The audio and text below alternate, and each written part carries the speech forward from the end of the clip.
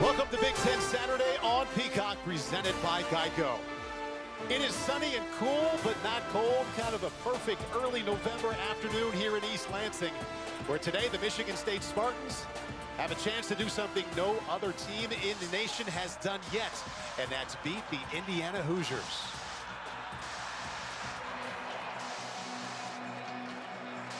They start the final month of the regular season straight up 500 at 4-4.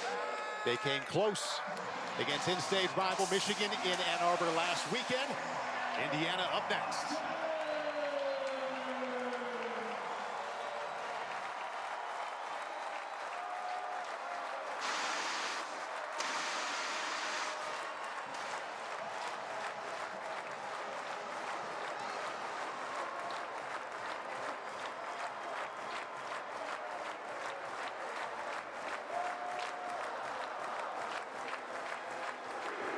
Jonathan Smith in his first year as the Michigan State head coach after spending the previous 6 turning around his alma mater, Oregon State. Told us yesterday the Spartans showed blatant signs of improvement the last 2 weeks. A win over Iowa and that heartbreaking loss at Michigan that took place last Saturday night. Said he is curious and confident to see how his team responds to what he called that emotional loss to Michigan. On the other side, the Indiana Hoosiers, unbeaten, 13th ranked, looking to go 9-0 for the first time in school history, and looking to be the other unbeaten team in conference play besides Oregon, because just a while ago in Happy Valley, Ohio State took down Penn State.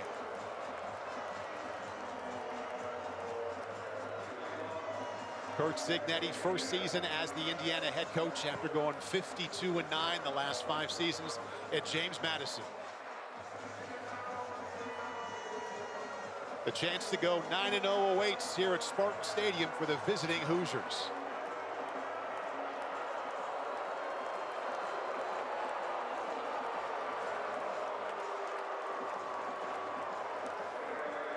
Starting quarterback Curtis Rourke, injured thumb and all, will be the man here today, as Curt Cignetti announced to everyone late in the week.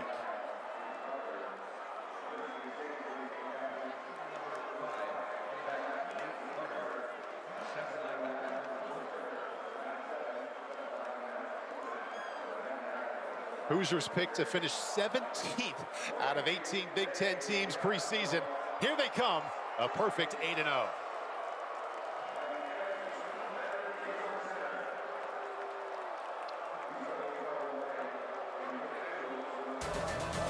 19-year-old Aiden Childs will be the one. His task, try and knock off Indiana for the first time. Hoosiers, Spartans on the other side of the break.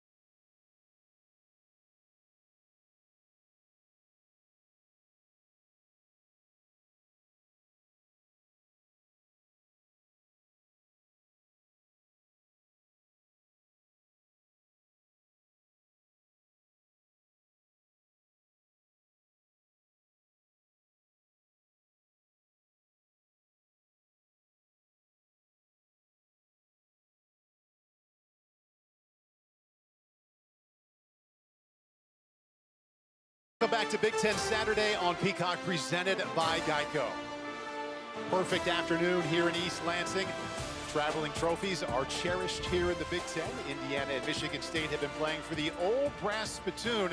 There it is, since all the way back in 1950. Came from one of Michigan's earliest trading posts, believed to be nearly 200 years old. As you can see, it's resided mostly in East Lansing. The Spartans own a healthy advantage in this series, and they won the last time they played in Bloomington. Michigan State won the toss. They deferred, so we will see the Indiana offense right away. Aiden Childs will have to wait for his first chance. Paul Burmeister, Colt McCoy, and Zora Stevenson with you. Hoosiers and Spartans for the 71st time underway.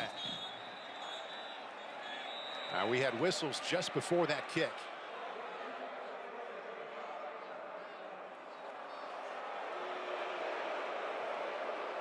Crowd not happy with the way that has started. Penalty on the first play of the game. Oh, they will come back and kick that again. And no penalty there. Reset the clock to 15. Curt Cignetti, one of the defining stories of this college football season, coming from James Madison to Indiana in a brash sort of way, and his team has backed it up. He said he wins, and they've yet to lose here in Bloomington. First Division I head coach to start 8-0 at consecutive schools.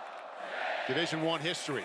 Okay, that kickoff counted, and Indiana will begin on the 25. Here's the story with Indiana quarterback Curtis Rourke. 2 weeks ago at home against Nebraska, hit his thumb on a Cornhusker right here. Stayed in the game for a bit, but exited shortly thereafter.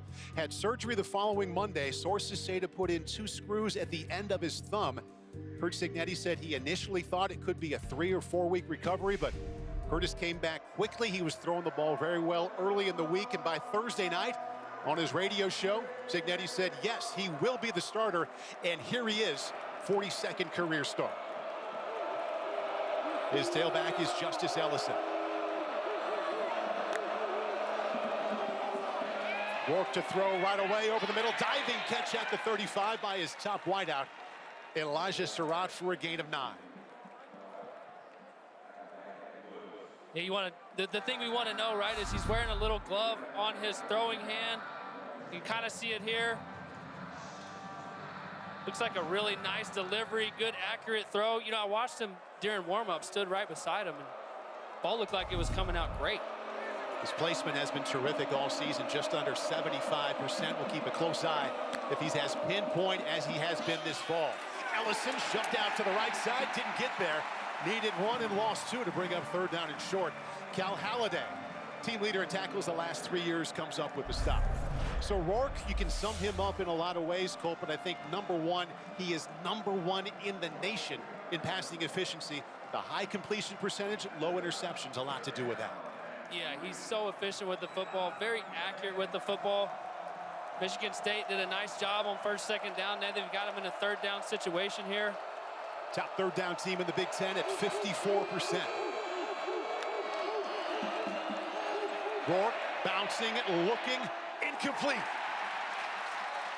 Michigan State's defense against the top offense in the Big Ten produces an early 3 and out. Good play there by the DB there by Michigan State. Forces a high throw by Curtis Rourke, but I think if you're Curtis, you got a couple throws under your belt right there. You get a completion, try to push a big in route to the receiver down the field on 3rd down. Looks like he's spinning it pretty well, though. Missed high there on 3rd down. James Evans in to punt, 44-yard career average. Montori Foster backing up to his 20. And a fair catch right there.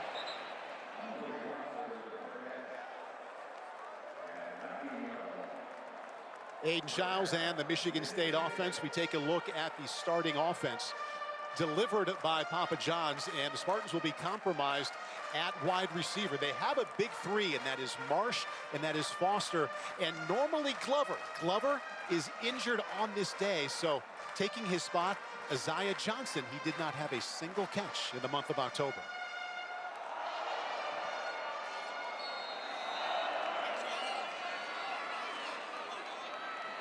Aiden Childs making career start number 9. The sophomore has Nate Carter, who was terrific last week at Michigan in the backfield. Plenty of time. Floats one over the middle. Too high for his top target, Nick Marsh, the true freshman out of Detroit. Aiden Chiles spent his true freshman year with Jonathan Smith at Oregon State. Came to East Lansing with him. The interceptions, they do jump out, but there's a lot of talent too, Colt. When you watch him on film, what do you see? Man, his best attribute is his ability to extend plays. And I love what he told us yesterday when he said, look, I gave up on stats. I'm ready to just go out there and rip it and go play. Have some fun. He said that's one of the things he learned over the bye week. Just leave the stats behind and go play. K'Ron Lynch Adams, one of two running backs we'll see a lot of today for the Spartans. Not much up the middle. Picks up 2 to bring up 3rd down and 8. Okay, so Watch the best Michigan State over the last several weeks. Their first 15, the scripted plays, they have marched up and down the field against most of the teams they played against. Curtis Rourke, 1 series in. Waits his next chance, and yes, he extends plays very well, Aiden Chiles, but see what he can do for the pocket here on 3rd and 7.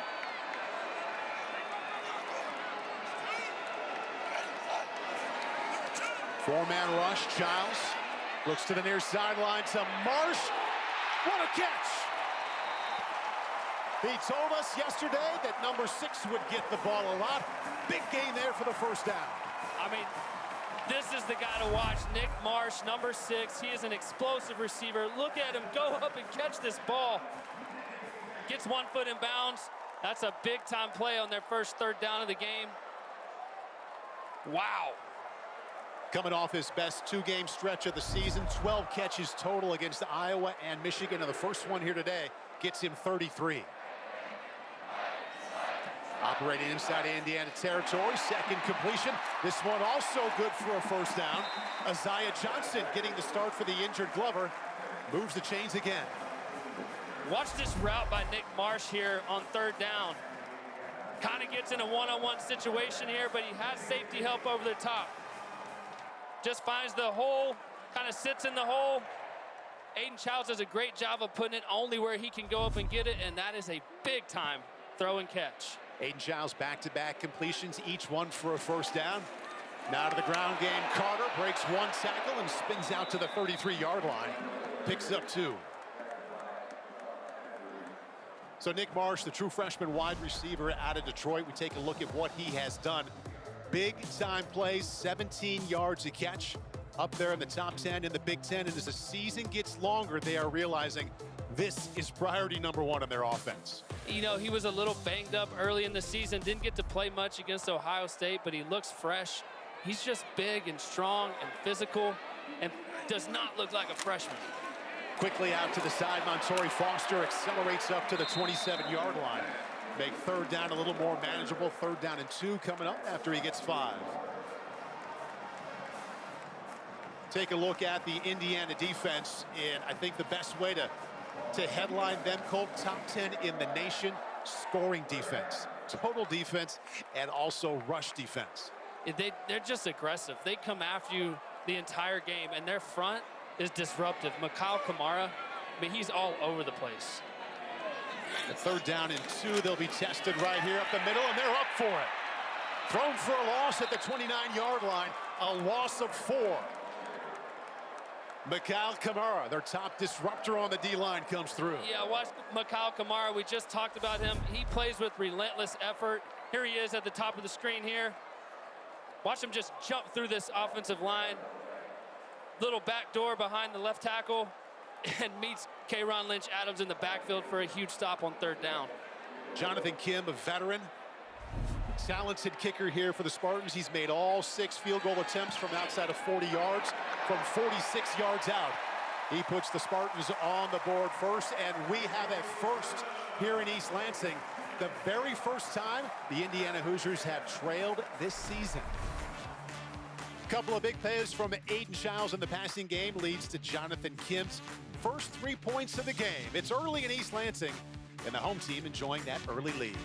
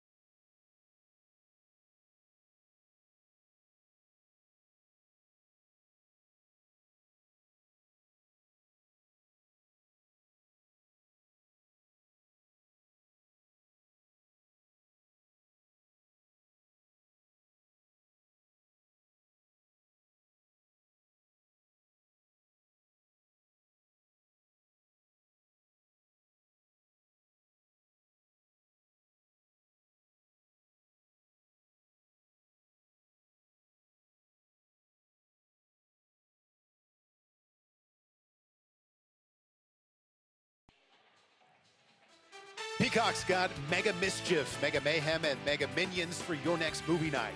Gru is back with his most daring adventure yet, being a dad. Well, that and saving the world. Stream Despicable Me 4, streaming now only on Peacock. They're playing for the old brass spittoon. They've done so since 1950, came from one of Michigan's oldest training posts. They say it's even older than the universities themselves. Couple of first-year head coaches on the sidelines here in East Lansing on the left. Indiana's Curt Cignetti comes from James Madison. And on the right, the former quarterback at Oregon State left his alma mater to come here, Jonathan Smith, to East Lansing. Both teams have had the ball a single time. Michigan State leads 3-0. Curtis Rourke is the story, not only because he leads the nation in passing efficiency, but he had surgery on his thumb a week ago Monday, and Colton, that is what he's wearing on it right now. You stood a couple feet behind him when he was warming up this afternoon before the game. What'd you see? Yeah, he looked great in warm-ups, but anytime you're a quarterback and you have to put a glove on there, something that's different, he told me he's never worn a glove before. So, he'll probably be messing with it a little bit. It's just different. And we got to be watching. Is it affecting his accuracy? How's he throwing the football? But in warm-ups, he looked great. Starts out 1 out of 2. Nice pocket. Over the middle, little high again and broken up. Nice play by Charles Brantley, their best cover corner against Elijah Surratt. This is great coverage by Charles Brantley for the second time in a row. The last third down made a nice play on Surratt. Here he is. That's gloves. Makes a nice play on the football. Teach tape right there by Charles Brantley. Yeah, that ball was right there. It's just that the coverage was awfully good. Second down 10. Spartans showing blitz. Rourke has the ability, the green light, to change protections if he sees something he doesn't like. Ground game up the middle, not much there, out to the 29-yard line. Gain of 2 brings up 3rd down and long. Indiana offense starting lineups delivered by Papa John's. Scored more touchdowns than any offense in the country. What they need here is a 3rd down conversion. Michigan State's done a nice job so far getting them in 3rd downs. They got off the field the first series. Got them back up again here. Indiana has their Wednesday practices dedicated to 3rd down situations. See if it leads to Saturday success right here. Big blitz coming. Gets rid of it quickly and it's dropped. Miles Cross in and out of his hands. And for the second time in 2 tries, it's 3 and out for the Hoosiers. This is a good throw by Curtis Rourke here. He gets free access, a little hitch. Ball spinning, looks nice. Miles Cross just has to come down with that one. You quarterbacks trying to fill it out. Receivers got to come up with plays like that. He's going to want that one back for sure. 3 consecutive incompletions. One of those was due to a nice play from the defense and a drop pass by his receiver right there. Second punt for James Evans. Montori Foster from his own 25. Brought down at the 28-yard line. Yeah, it's pretty simple. I win. Google me. What Curt Cignetti said in December rings true here in November. Let's start with the offense. It has been terrific. They scored the most touchdowns in the nation. Defense, well, they have also excelled at limiting yards and points. Top 10 in both areas. Their scoring differential, it leads the country. Coming into today, they hadn't trailed in a game yet. They do trail for the first time right now, 3-0. We asked Cignetti this week where the confidence, unapologetic style comes from. He said it comes from a couple of places. The first, years of success. 14th season as a head coach. They have yet to have a losing season yet. Get to the second one in just a moment. Childs against the blitz sets up a screen pass. Well set up that is. And the Spartans have another first down out across to the 42-yard line. That's Nate Carter, the tailback. Nice block from the guard, Brandon Baldwin. He also said he felt like it was what the place needed. From day one, people talked about the doom and gloom with his job. He said, I had to set an expectation level and change the way people think. He's done an awesome job, and I think what jumps out on tape to me is these are veteran players. He went out and got production. These guys have played a lot of football defensively, Kamara. He brought several guys from JMU over. They're playing well offensively. He went and got some really Little play exciting action players. there. Underthrown there to Johnson. Go ahead, Cole. Yeah, he went and got some exciting players. He got some transfers, 27 transfers. 13 guys came over from JMU. So establishing this culture, he's probably had an edge, right? He's got guys that are familiar with what he does, how he coaches, and he's certainly unique. He walks around with a ton of confidence, doesn't he, Paul? Sure does. My eyes on this graphic we're seeing right here go right to the 13. 13 of those 27 transfers, all conference of some kind. These are experienced veterans, have had a lot of success. Empty backfield now for Childs. 3 wideouts to his left, looking that way, bouncing, firing, complete again. Montori Foster be about a half yard short of the first down. Picks up 10, and Childs is humming to start. Yeah, great throw here by Aiden Childs. What I like about what Michigan State's doing is on first and second down, Indiana is aggressive. They come after you. They blitz off the edge. They bring linebackers. One of the best ways to avoid all that is just go empty, spread them out. Aiden Childs does a nice job recognizing the defense, finding the soft spot there with Montori Foster. Another first down for Michigan State. Close to a first down, 3rd down and less than a yard. The tailback is Nate Carter. Run heavy formation, and look at that quarterback sneak. Didn't hit just one, he got about 5. There was nobody home on the left side. Let's go back to the studio and check in with Jordan Cornette. Texas Tech and Iowa State, a 7-play, 72-yard drive capped off with this. Blown coverage, Josh Kelly, 35-yard touchdown, and he just waltzes in. Red Raiders 7-0 early in Ames, Paul. Hey, Jordan, there's an unbeaten that's trailing early in Ames, and also one here in East Lansing. Spartans failing to find success around the right side. Nate Carter met Aiden Fisher, the top tackler for Indiana, for no gain. Yeah, watch Aiden Fisher right here. He wears the green dot. He makes all the plays. Here he is, just has a nose for the football. As soon as this ball snaps, he recognizes, sheds a tackle, or sheds a blocker and makes a tackle in the backfield. One of those transfers from JMU, again, really playing at a high level all year. Aiden Fisher. Led JMU in tackles last year, just like he leads Indiana this season. Childs off the play action. Another nice pocket, but he evades and just throws that one away. Good play by Aiden Childs. Look, you mentioned, Paul, he turned the ball over a lot early in the year. This is a sign of maturity. You know, he doesn't like what he sees, gets outside the pocket, has a chance to make a play with his feet. It's not there and just throws it away.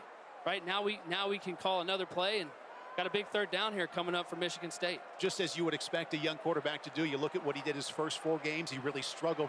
But the last 4, he has been much better in every way you would measure a quarterback. Needs something here on 3rd down and long. They have converted 2 out of their 3 3rd down conversions. 4-man rush, set up another screen. Patience and a burst, and a Michigan State first down. Kayron Lynch-Adams, that is the 2nd successful screen so far. That one got him 16. Yeah, 2nd screen here. I like what Michigan State is doing. Look, if you're going to blitz us, if you're going to come after us, we're going to spread you out and empty, or we're going to throw screens. Nice job by Aiden Childs, just letting it develop. Finds Kayron Lynch-Adams. Good blockers down the field. 3rd and 10 conversion, that's hard to do, but on this 2nd drive, Michigan State looks good. Indiana coming in as the #1 team in the conference in terms of yards, but it's Michigan State outgaining them right now, 95-10. First down and 10, and around, space to move. And down to the 18-yard line goes Alante Brown. Pickup of 8. You know, Paul, we talked about when you turn on the Michigan State tape, their first 15, their scripted plays, they march up and down the field. And you're seeing it again today. You know, they settled for a field goal in their first drive. Now they're back in scoring territory again. Playing very efficient football right here. Nice mix of the run and the pass. Childs starts out 6 out of 9 for 88 yards. Looking to add to the Jonathan Kim field goal that came earlier in this first quarter. 2nd and short. Childs quickly out of his hands. Another first down. The one he wants to get the ball to most, Nick Marsh, moves the chains again. Gains 7. Inside the red zone. Do have a penalty marker down and a meeting amongst the officials on the 23-yard line.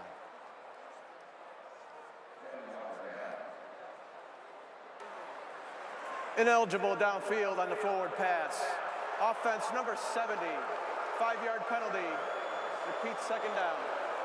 Left guard Luke Newman cost him 5 yards in that first down. Yeah, let's take a look at this right here. It may have been a little RPO to Nick Marsh. Maybe have a run called, but you like the space you have to Nick Marsh to throw a first down here. Yeah, and the offensive lineman just barely gets past that 3-yard mark, and it's a good call by the refs. Nate Carter, the tailback. Giles keeps it himself, dances around, and he's swarmed under there at the 26-yard line. Good pursuit there by the Hoosiers, loss of 1. Aiden Fisher, #1 stopper on that side, along with the nickelback Terry Jones. The third down has been a success story so far early, Colt, for the Michigan State Spartans, and another one facing them right here on 3rd down and 8. Yeah, if you're Aiden Childs, man, you move the football down the field so well. You got a 3rd down. You've got a field goal in your pocket. Here they go empty again. Kind of helps him see the field a little bit better. The big 3rd down. It's all right there. Childs. They've already converted 3 out of 4 times on 3rd down. Empty backfield. He's got 3 wideouts. Watch out for the blitz. Senses it, gets away. Eyes downfield, keeps it himself. And he got awfully close. He got better than close. First down, Spartans. And this is what he does best, right? His ability to make a play with his feet. There's a free guy coming off the edge here. He says, nope, you're not going to get me. Spins out of it. Keeps his eyes downfield to see if he has a receiver. And then with his legs, he goes and gets a first down. That's why he is so dangerous as a quarterback. Red zone has been a major problem for the Spartans. Worst in the Big Ten, turning red zone opportunities into touchdowns. Golden opportunity here. Mekhi Frazier, the tailback. He's got nothing going. He's thrown for another loss. That Indiana front four doing some work. Loss of 1. So we've got the numbers here to match that. Red zone offense. Boy, it has been a tough story. They get inside the 20-yard line. And the bad news has started from there, at least so far coming into today. Well, so what do you do? And I think the answer is throw it to Nick Marsh. He is a stud receiver. Take your shots at the end zone with him. And then obviously you got to be able to run the football efficiently. Right there, you take a loss on first down, run the ball. It's not ideal. Nick Marsh split out wide to the right. Looking that way, throws to the end zone. Wanted Montori Foster. Incomplete. Jonathan Smith sat and talked to us yesterday. We asked him about the red zone issues and said, what can you do to be better? He said, #1, be more aggressive. Look for Nick Marsh more often. He also said, I'm going to be ready to use all 4 downs trying to get into the end zone. That's exactly right, Paul. I like them taking a shot at the end zone right there. We got to be aggressive. But if you can get 7 or 8 yards here on 3rd down, get it close and set yourself up for maybe a 4th and short if it gets there. I wouldn't be surprised if Jonathan Smith tries to go for it early in the game. See if they just try to get a chunk here on 3rd down and 12. 4-man rush. Childs still looking. Throws to the corner of the end zone. Touchdown. Who else? Nick Marsh.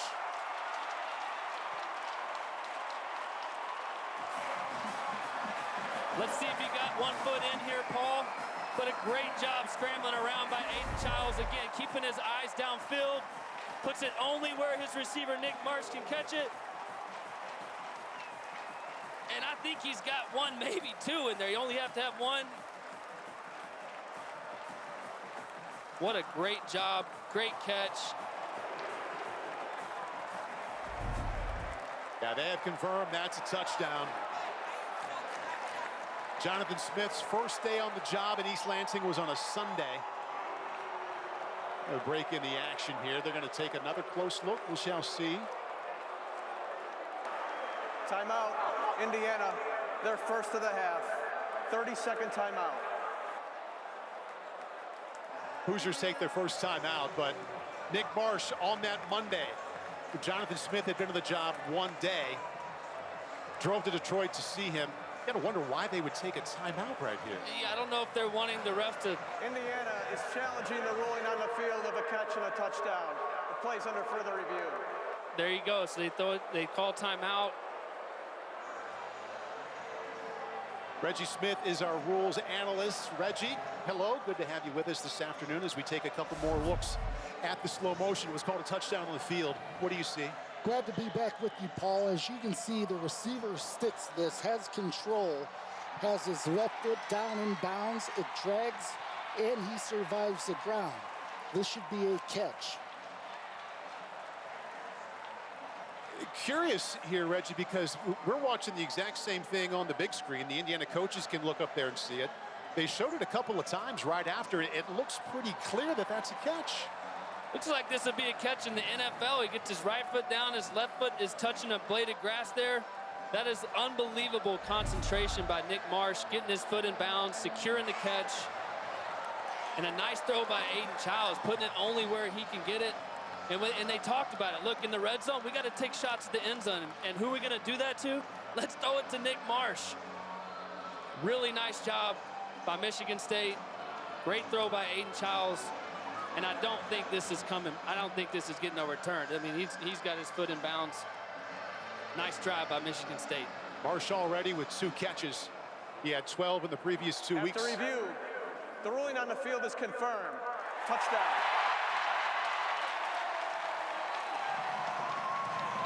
Michigan State showing up in November to play. Indiana hadn't trailed all season.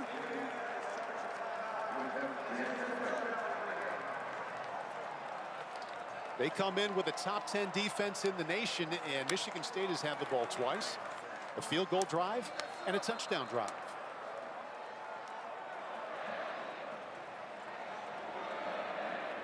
Jonathan Kim already has a field goal. That came from 47 yards out.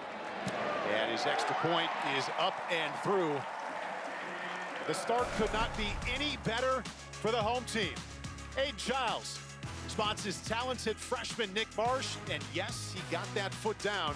Spartans on top of the Hoosiers, 10-0.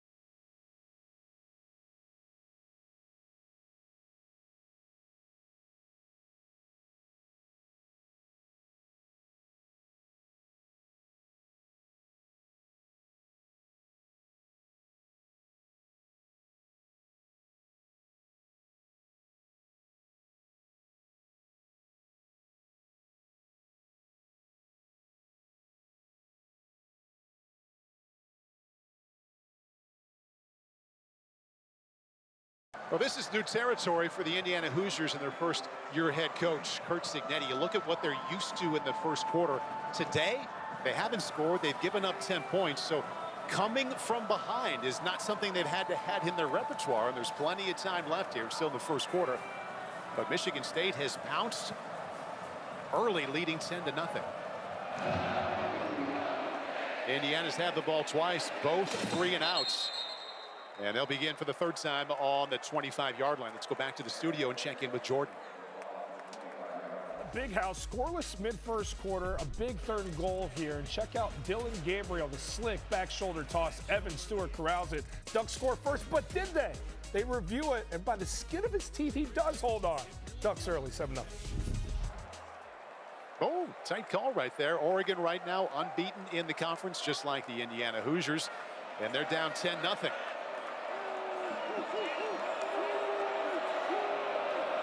Rourke starts out 1 out of 4, has had a pass dropped. Justice Ellison is his tailback. Quick fake to him, out to the right side. And there's a good gain for the Hoosiers and a first down. Keyshawn Williams hauls it in and sprints for 13.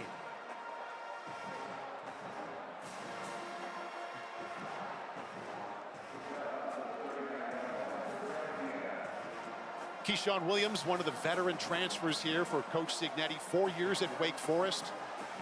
A lot of production there as well. 77 catches there in the ACC the last couple of seasons. First down and 10, Indiana. First down of their afternoon. Ellison up the middle. Good gain on first down across the 45-yard line. Ellison coming off a 123-yard game against Washington last week. Gets 8 right there.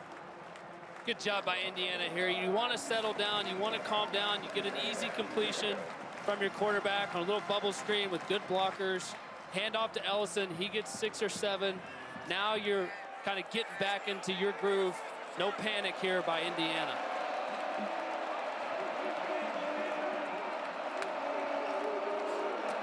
Come back to Ellison. That's a great shift at the line of the scrimmage and spins out across the 45-yard line. Martinez makes the stop. Michigan State operating now inside of Indiana territory, gain of 9.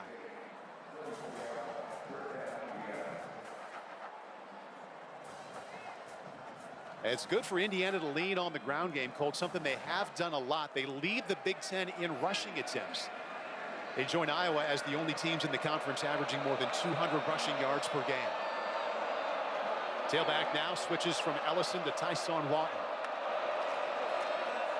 Come right back to it. He also shifts at the line of scrimmage to get down to the 39. Gains 5. Michigan State defense, we take a look at their starting lineup. The big news and who's not there. Jordan Turner, their middle linebacker, their captain, #1 in tackles. He is out for the first half because of a targeting call last weekend in Ann Arbor. So Jordan Hall slides from outside to in, and Wayne Matthews picks up those reps on the outside. Little bit of momentum now with the ground game for the Hoosiers. And they fake it, come outside. This worked once on this drive, and it works twice for a first down. Miles Price gains 6. And for the first time this afternoon, Colt, the Hoosiers have something. They got a little bit going. These receivers for Indiana are awesome. They can run, they can catch. They're coached by their coordinator, Mike Shanahan, who calls the plays. He's the receivers coach. And those little bubbles are just extension. It's just an extension of their run game. And they've got 5-10 yards every time they've thrown it. Pretty effective. I'll tell you what's been effective here in East Lansing the first quarter, and that is the Michigan State offense and defense. Jonathan Kim has a field goal. Nick Marsh has that touchdown catch. We head to the second. Unbeaten Indiana trailing by 10.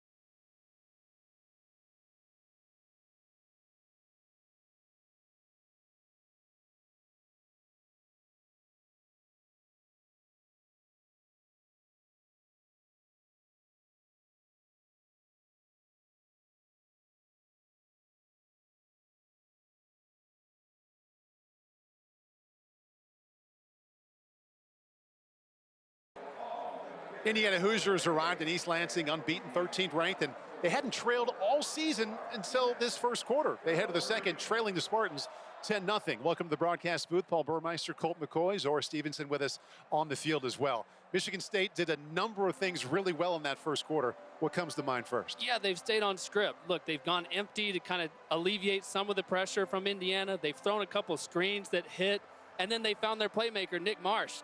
A couple times, got a touchdown. So far, they have just been awesome moving the ball down the field. And this is actually a couple weeks in a row that the Indiana offense has not been at their best early in the game. They were ahead at the end of the first quarter against Washington last weekend at home, but it was the defense that provided the pick six. So a second consecutive slow start here for the 13th ranked and still perfect Indiana Hoosiers. Their first couple of drives didn't go well, 3 and outs. Now this is the third time with the ball and the first time they've really pieced together a good mix of the run and the pass. Yeah, they're leaning on their offensive line right now. Get them moving the football, get them moving the line of scrimmage. This drive, they look more like Indiana football. But down 10-0, you got to figure out a way to punch this ball in the end zone. See if they can get Curtis Rourke going as well. 3 out of 6 for a modest 29 yards so far. First down and 10, quickly to Lawton. He's got some room, accelerates, and a strong finish there inside the 20-yard line. Rourke to Lawton gets him 16. Again, we've talked about these receivers, but this is an easy pitch and catch from the quarterback to Tyson Lawton, and he's got blockers out front. Zach Horton, number 44, kind of an unsung hero in this offense. Receivers blocking downfield. And just a little pitch and catch turns into 15 yards and a first down. This is what they do well. Lawton's 7th year of college football. Stony Brook to James Madison to Bloomington. Over 5,000 career rushing yards. Ellison is now the tailback on first down.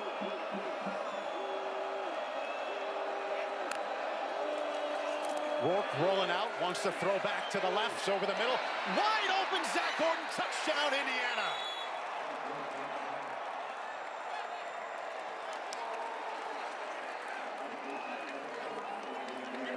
This isn't a great play call by Indiana here. Great protection. I love what they do with the quarterback. Let's move him out of the pocket. Let's bring a motion to kind of be some eye candy, and watch Zach Horton right there. He's just going to slip kind of across the middle. Rourke does a nice job finding him, hits between the 4 and the 4. Zach Horton does the rest, finds the end zone. I love when you feed a tight end after that, after a big block. Let's get him a touch. Finds the end zone for 6. Zach Horton praised by coaches and players this week as a do-it-all, hard-nosed tight end.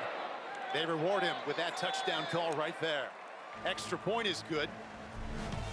Indiana deficit now only 3. Curtis Rourke, how's the thumb look? Had surgery a week ago Monday. Velocity, placement, and the play call looked awfully good right there.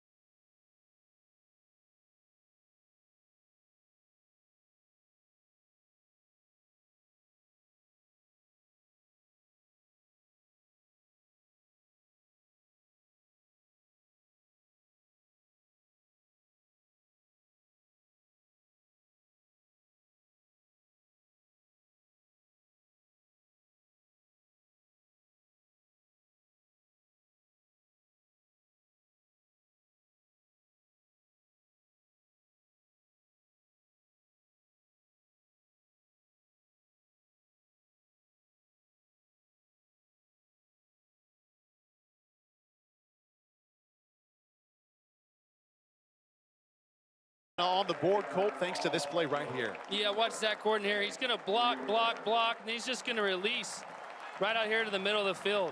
When you're playing against zone defenses, you move the pocket with the quarterback. It kind of looks like a heavy play-action pass. They just lose sight of Zach Gordon. He finds the soft spot, and that is an easy touchdown for Curtis Rourke and this Indiana offense. Third touchdown of the season for the tight end. Delonte Brown deep. And a fair catch called for, so the Spartans will begin on the 25-yard line. Curtis Rourke was excellent on that last drive. 4 out of 4, 53 yards after his first 2 drives produced just a 3 and out. Really got it going there. Now he gets that rest. Early in the second quarter, Aiden Shiles, he is the young quarterback in this equation. 19 years old, spent last year at Oregon State, his first year here at Michigan State. 9th start, and boy, he's been excellent. 7 for 11, over 100 yards already, and has a touchdown pass to Nick Marsh.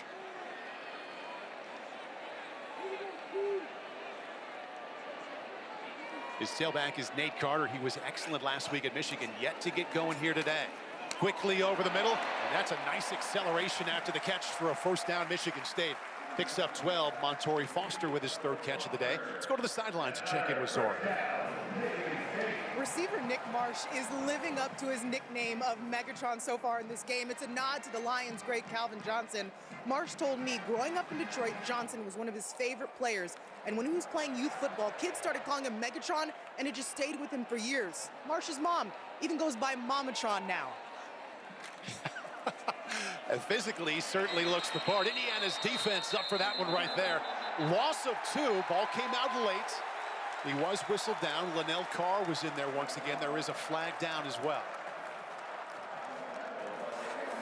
After the play was over, personal foul, unnecessary roughness, defense number 1, 15-yard penalty, automatic first down. Sean Asbury, the safety, Old Dominion last year, and Kurt Signetti either doesn't like that call or doesn't like what his veteran safety did. They do a great job of stopping Nate Carter behind the line of scrimmage here. Nell Carter gets him wrapped up. Here comes Sean Asbury just ripping that ball, trying maybe just a little late. Kind of a touchy call there by the head ref, but 15 free yards for Michigan State. Giles, good play action, almost picked off, and it is intercepted. Has more turnovers than any quarterback in the Big Ten. His first there on this day. Amari Farrell with the INT. Ball was tipped by Aiden Fisher. There is a penalty marker down. This is Indiana's official sideline warning. There's no yardage penalty. First down, Indiana. Timeout. Kurt Signetti has his side on a bit of a roll, a touchdown drive, followed by an interception from his defense. Early in the second, this game they once trailed 10-0. They'll have a chance to go on top. Fisher with the tip, and the interception by Asbury.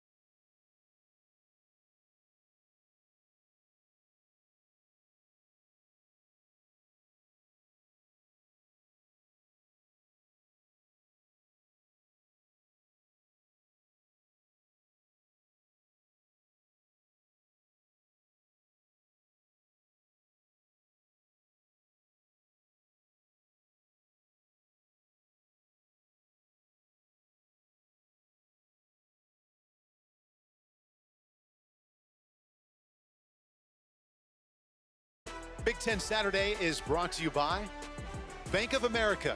What would you like the power to do? And by Stand Up to All Hate. Call a timeout against hate. 1967 was a big one here in the series between Indiana and Michigan State. Indiana came to East Lansing unbeaten, and just barely they left town with an 8-0 record. That's the only other time Indiana has been a perfect 8-0. They have a chance today to move to 9-0 for the first time in program history, but a lot of work to do to get there. They trailed 10-0. Now they trail 10-7 here early in the second quarter. Amari Farrell's third interception of his season sets up Rourke here in pretty good field position. Ellison met at the line of scrimmage, and he picks up one. Jordan Hall, the linebacker, filling in for middle linebacker Jordan Turner, who was out because of targeting last week, came up with that tackle. See what Indiana can do right here. Last week when Taven Jackson was playing, subbed in for Curtis Rourke, Washington threw 2 picks and they turned it into 14 points. So now they got a prime chance here around midfield to go get more points. Rourke shook off a slow start on his last drive. It was a perfect 4 out of 4. Ended with a touchdown pass to his tight end, Zach Orton. Second down 9. Nice pocket. Touch pass. Batted away. Great play by the state defense. Once again, it's Charles Brantley. There's Charles Brantley again. He's made 3 plays already in this game. He's got a one-on-one matchup down here to the field. Really nice coverage. Makes up for it. Curtis Rourke just leaves it a hair short. Charles Brantley gets his hand on it, makes an exceptional play on the football. 24th start, playing like a veteran. Second pass broken up. Third down 9. 3-man rush. They drop 8. Rourke near sideline, nowhere near. Brantley had the tight coverage once again, and the Hoosiers failed to turn that turnover into points. And that ball looked like it came out a little bit funny by Curtis Rourke there. Kind of a wobbler. I don't think he had the receiver open anyways. Could have been a throwaway. But that's something to keep our eyes on, Paul, there. It didn't look like he just ripped it to the field there. Kind of left that go ball short on second down. Good stop there by Michigan State's defense, though, holding them after a turnover. Punt is away. That's the 3rd time Michigan State has held the #1 scoring offense in the Big Ten to a 3-and-out. Boy, he brought it back. Well placed, and it's down at the 7-yard line. Let's go back to the studio and check in again with Jordan Cornette. Back to the big house we go. Oregon got on the board early on. Michigan looking to respond, and it's Davis Warren rolling right, finds Tyler Morris. Hello, they're on the board, 7 apiece, but Oregon wastes absolutely no time. Noah Whittington, 1-yard touchdown dive. Ducks lead 14-7. Jordan, thank you. And how many times have we been able to say Oregon wasting no time to get down the field and score? Something they do very well. And that Michigan team will be in Bloomington next weekend to take on Indiana. So his defense bailed him out after the interception. Aiden Childs has Nate Carter now from his own 1-yard line in trouble. Evades. Nice job across the 15-yard line, and stood up is Isaiah Johnson. And that's a gain of 8 to get this drive started. It's a good job by Aiden Childs just moving. You know, you're kind of backed up in your own end zone. Makes you a little bit nervous as a quarterback, especially coming off an interception. But he moves out of the pocket, finds Isaiah Johnson, and kind of gets him out of a backed up situation there. Nice job by Aiden Childs. Brian Haynes, defensive coordinator for Indiana, told us midweek that Childs is at his scariest when the play breaks down and he runs out either way by himself. Did a good job right there. Now to the ground game. Indiana's defense. Quick tackle, but that's just enough for a first down. Gain of 3 in the chains move. We go back down to the field to Zora. Jonathan Smith has encouraged his quarterback to keep shooting after the loss to Boston College. Smith pulled up film of the great Kobe Bryant and the 4 air balls he had in a playoff game. The motivational gesture stuck with Aiden Childs. He said, no matter what, I do not lose faith in myself. One of the hardest things for a young quarterback to do is to keep coming, keep cutting it loose, even after a pick. That is terrific work by the Hoosier. Front seven there, stringing that one out. It's another tackle for loss. Loss of 3. Hardy brings him down. So how important is that? How difficult is it for a young quarterback to have that quality? It's hard, but that's one of the qualities that Aiden Childs possesses. You talk to these coaches, he just says he's a competitive guy. He lets things go. He comes out and plays the next play, and you saw it right there. I mean, that's a dangerous spot to be in backed up. You don't like to have your heels in the end zone, and he does a nice job getting them off the goal line, but he just has to play for the next play every single time. 2nd and 13, see if they can get a chunk back to make it 3rd and manageable. Quickly out of his hands to the sideline, and that is some serious arm strength there. Out across the 25, Nick Marsh again, gain of 11. This is a big-time throw by Aiden Childs. He's on the right hash. Throws an out route to his boy Nick Marsh on the sidelines. Great catch. I used to have a coach tell me, hey, buddy, it's just water off a duck's back. You know, you're going to throw a pick every now and then. You got to go back out and respond. Aiden Childs is doing just that. Easy for that coach to say he's not the one who threw the pick, right? He came back well right there, snapped that one off, and gave him 3rd down and 2. Gets under center, which he will do quite a bit here. Toss sweep. A little late stretch there. And that's not going to be enough for a 1st down, well over a yard short. They leaned into that running game there after the passing game got them close. And at this part of the field here, they will run out the punt team. Yeah, that'd be a little dicey to go for it on 4th down here. But there's one thing that's become apparent in this game is Indiana is not going to let Michigan State and Nate Carter run all over them. They are swarming this run game by Michigan State. It is the number 4 ranked run defense in the country that Indiana brings here to East Lansing, and they already have 5 tackles for loss. Ryan Eckley standing on his own 12, shuffles to the right. Miles Bryce quickly to his left, breaks a couple of tackles, and he's got a little something there out to the far sideline. Hoosier offense will be back on the field almost halfway through the 2nd quarter. They trail Michigan State 10-7.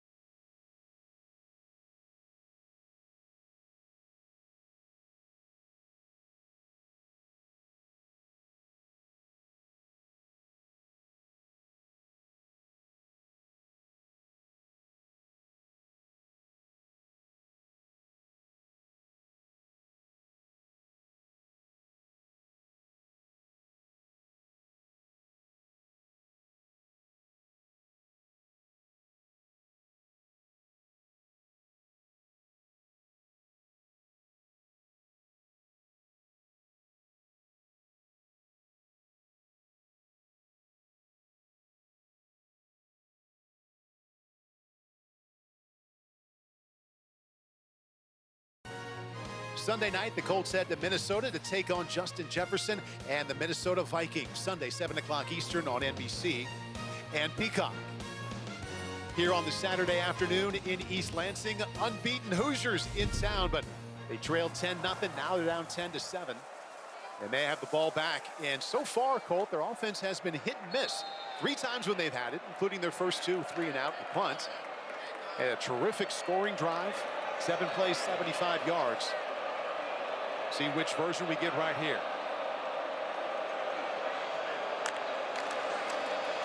Fake to Lawton over the middle. On time and on the money. Big gain for the Hoosier offense. Keyshawn Williams down to the 25-yard line. There's the accuracy from Rourke. Yeah, that's a great play to get your drive going here. Looks like we got a Michigan State player down. Really nice route by Keyshawn. Linebackers suck up to the line of scrimmage off that play pass. There's an explosive play for Indiana's offense. So you have the bad news of the 39-yard gain for Williams from Michigan State, and the injured Spartan is the one who's been sparkling so far, Charles Brantley, their top cover corner. Back to East Lansing right after this.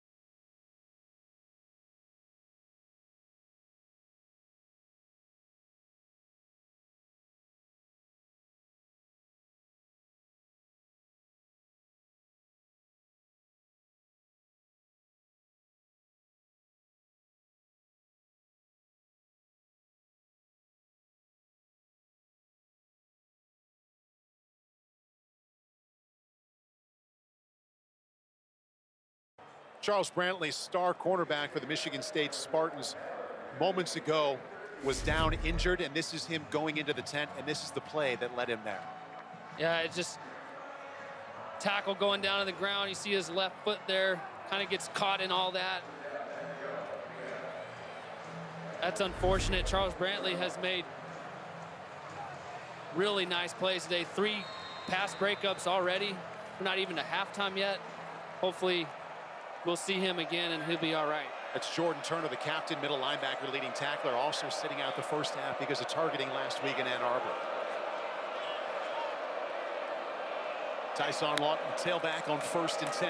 Slow fake to him. Price around the left side. He's got a seam, and he's got his eyes on the end zone. Touchdown, Hoosiers. Oh, he stepped out of bounds. They ruled him out inside the 3-yard line.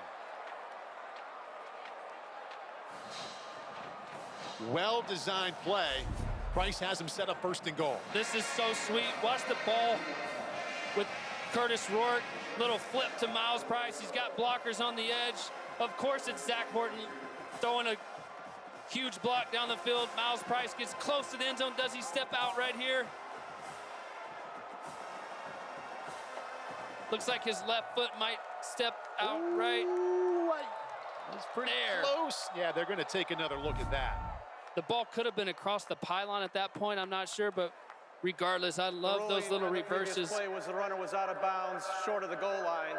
The play's under further review. Gonna take another look at it here, but these little reverses, once you kind of cross the 35, the high red zone. Reggie Smith, our rules Sweet play. analyst, is with us. Reggie, watch this along with us. Do you see him step out? Yes, Paul, he absolutely does step out with his left foot. But what has to be determined is the location of the ball at the point where his left foot is out of bounds. From this angle, it doesn't appear there's enough evidence to overturn the ruling of the field to a touchdown. But I believe when they piece this and other angles together, they're going to be able to confirm that the ball is short of the goal line. This should stand as called, or potentially be confirmed. There we go. He was ruled out there. It's big question will be where he was when that left foot dragged out of bounds. It's coming up right there. It looks like it's inside the 1, but not across the pylon. That referee got it right. Good call, Reggie.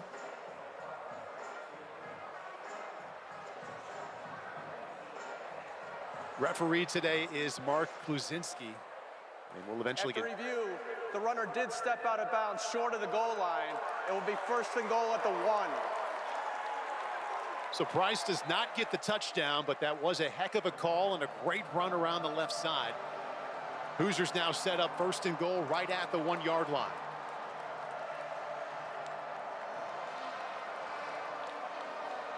Their one touchdown came from a touchdown pass to the tight end, Zach Horton. Tyson Lawton, the tailback.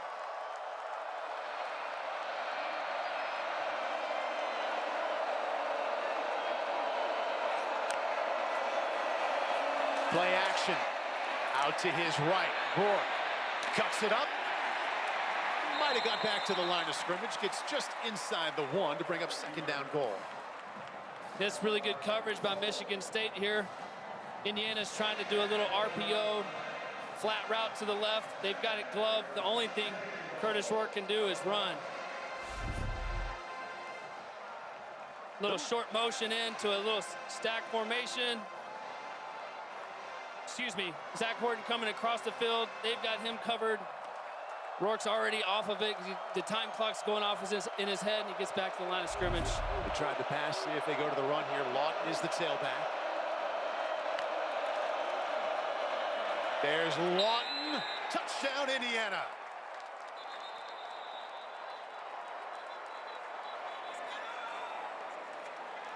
Ninth rushing touchdown of the season for Tyson Lawton.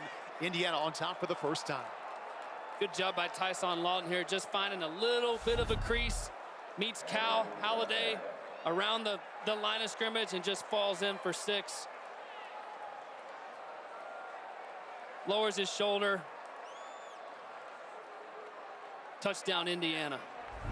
Just enough there against the veteran Haladay. Aiden Childs will now have to see if he can bring his team from behind. 2 touchdowns here in the second quarter for the Hoosiers. Radicic, 2 for 2 on extra points. Different types of run there for the Hoosiers. The end around. Price almost got in. A couple of plays later, Tyson Lawton said, I will take it from there. Muscles across the goal line, and Indiana has the lead.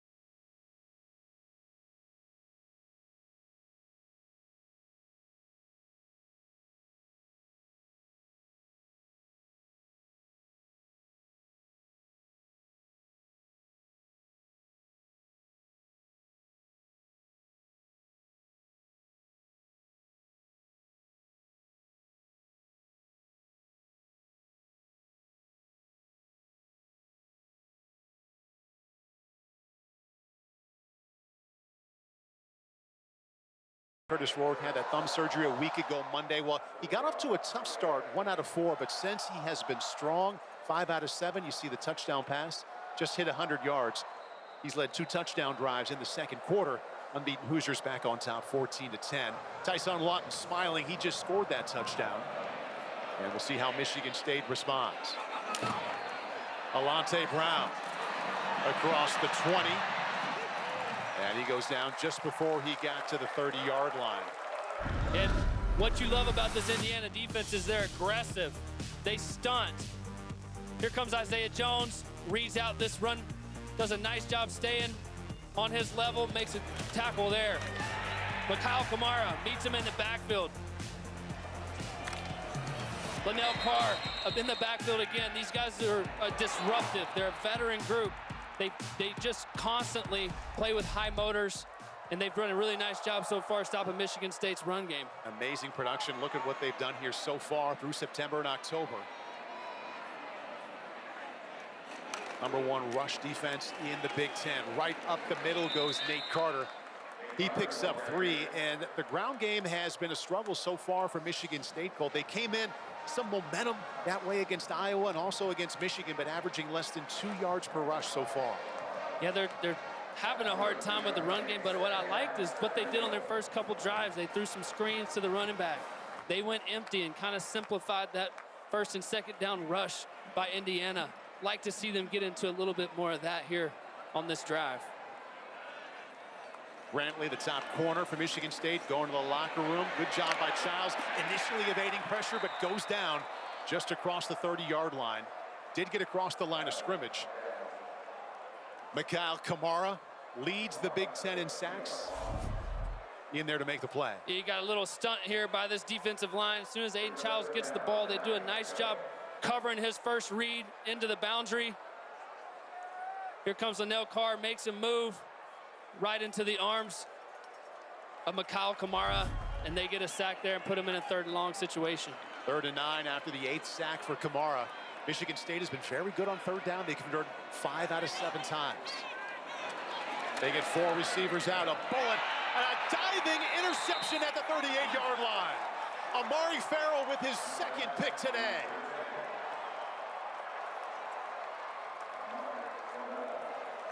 This just looks like a throw that Aiden Childs wants back. Let's make sure this is a catch. But Amari Farrell, wow, showing up. 2 picks already today. Aiden Childs just leaves this ball a little bit inside. He gets 2 hands on it. I'm not sure about that. That ball looks like it moves before it hits the ground. And they'll take a good look at it. Farrell had 2 interceptions coming into this day. This would be his 2nd. Reggie Smith, our rules analyst, pick or no pick? Well, as Colt mentioned, this does look like it hits the ground, but the ball is allowed to hit the ground as long as number 25 demonstrates control. At some point, replay should take a look at this. I believe it may have been an incomplete pass. It looks like they're going to stay with the interception. Yes, they do. Rourke right to the air, plenty of time. Checks it down out of the backfield to the 35-yard line. His running back Ellison has it, so Farrell has 2 interceptions. That's a 2-yard gain. Wayne Matthews with the stop here, and Rourke will see if he can continue where he left off on the last drive goal. Man, I don't know if Jonathan Smith should have called timeout there like Cignetti did earlier in the game, just to see if we can get a review or a challenge there. He did have 2 hands on the ball, but it sure looked like that ball moved when it hit the ground. 11 interceptions on the season now for Childs. Rourke goes back to work.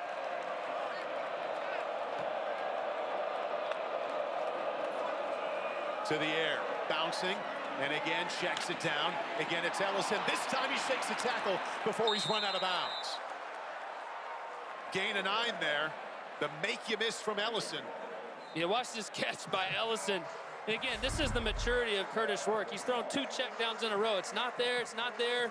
Let me find my running back. That's a nice little one-handed catch. Makes Will Matthews miss, gets a few extra yards. Right back on the ball. Ellison this time cuts it up the middle down to the 17-yard line. Gets another 9 there on 1st down. Malik Spencer, the safety, made the stop. This Indiana offense kind of has the mentality of Curtis Rourke. They're just smooth. They're under control. They didn't score any points in the first half. They dropped the ball. They kind of got stuffed a few times, but now all of a sudden they've scored 14 points in the second quarter, and they're back in scoring territory again. These guys are just hard to defend. Ellison coming alive, coming off his first back-to-back 100-yard rushing games of his career.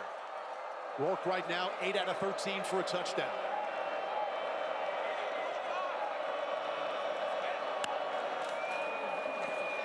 Long play action, strike over the middle. First and goal, Hoosiers at the 4-yard line. That's Keyshawn Williams, gain of 13. This little play action they're doing where they fake the run and the linebacker stuck up the line of scrimmage has been so effective. Right back on the ball. Ellison this time met in the backfield, tackled at the 4-yard line. Safety Malik Spencer in the backfield, no gain.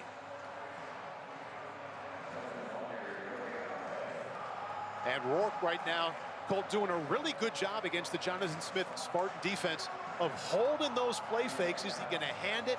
Is he going to pass it? Tough to decipher. He's doing a good job because he's not really a run threat, but he sells that long enough where the linebackers have to respect the run.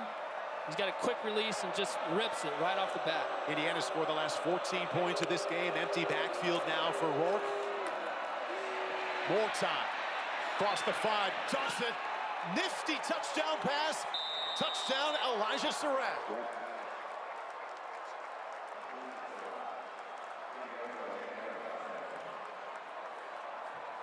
21 unanswered for the Hoosiers. This one coming after the pick from Childs. And just watch Curtis Rourke here. I mean, Michigan State does a great job in defense. They're playing zone coverage. They got everybody covered up.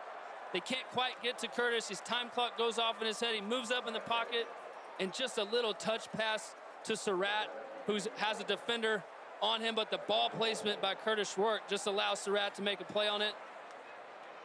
And all of a sudden, Indiana scored 21 points here in the second quarter. Kind of changed the game. We heard all week about how Rourke was very comfortable when the line gives him extra time. Doesn't panic, keeps his calm, and that was a terrific example right there.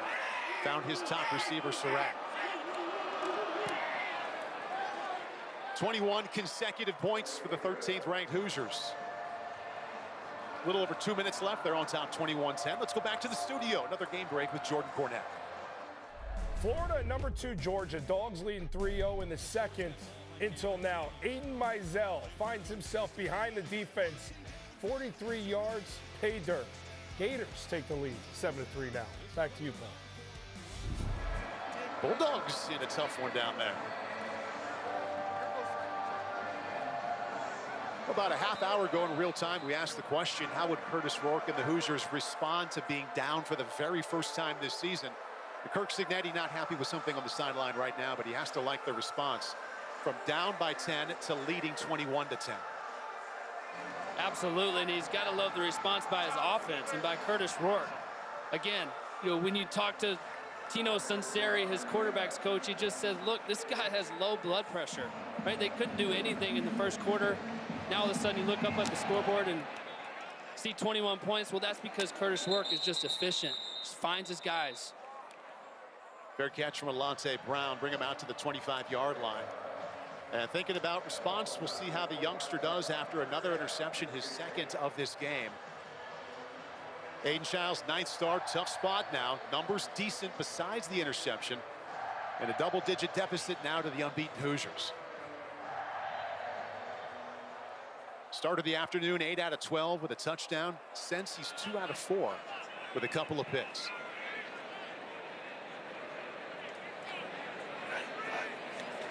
They get 5 out, quarterback draw right up the middle and out to the 28-yard line, gain of 4.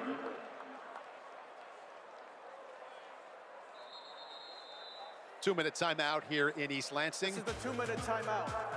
And we take that timeout with this word from our partner.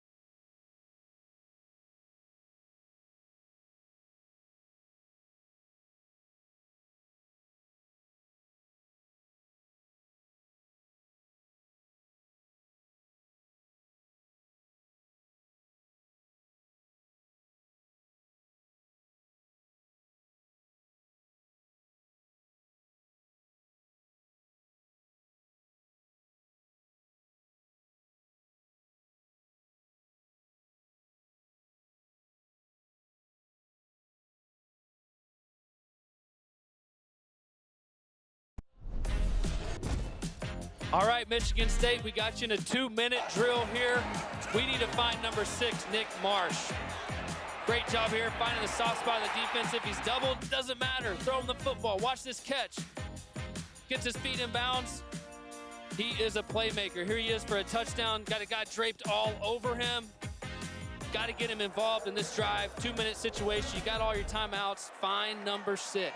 3 catches, 62 yards. He's looking over the middle, complete to the 34-yard line. This is Isaiah Johnson. They do have all 3 timeouts. Gain of 6. They also have a field goal kicker who's made 3 out of 4 from beyond 50 yards. Inside of 2 minutes now. Yeah, you got plenty of time here. This is a big drive for Aiden Childs in Michigan State. He's got a couple turnovers so far.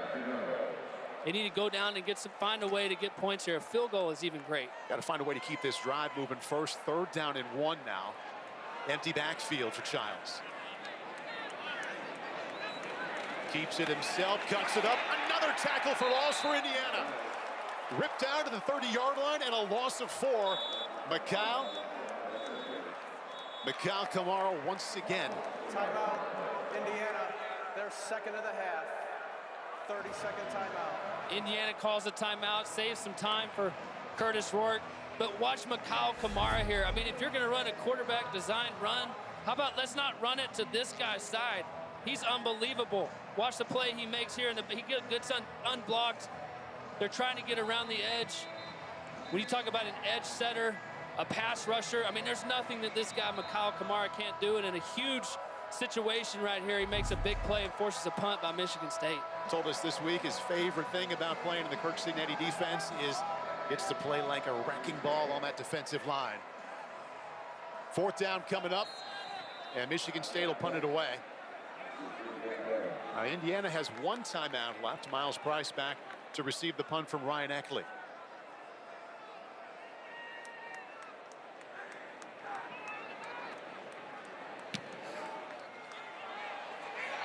Price will let that one bounce. Takes a Michigan State roll there down to the 14-yard line.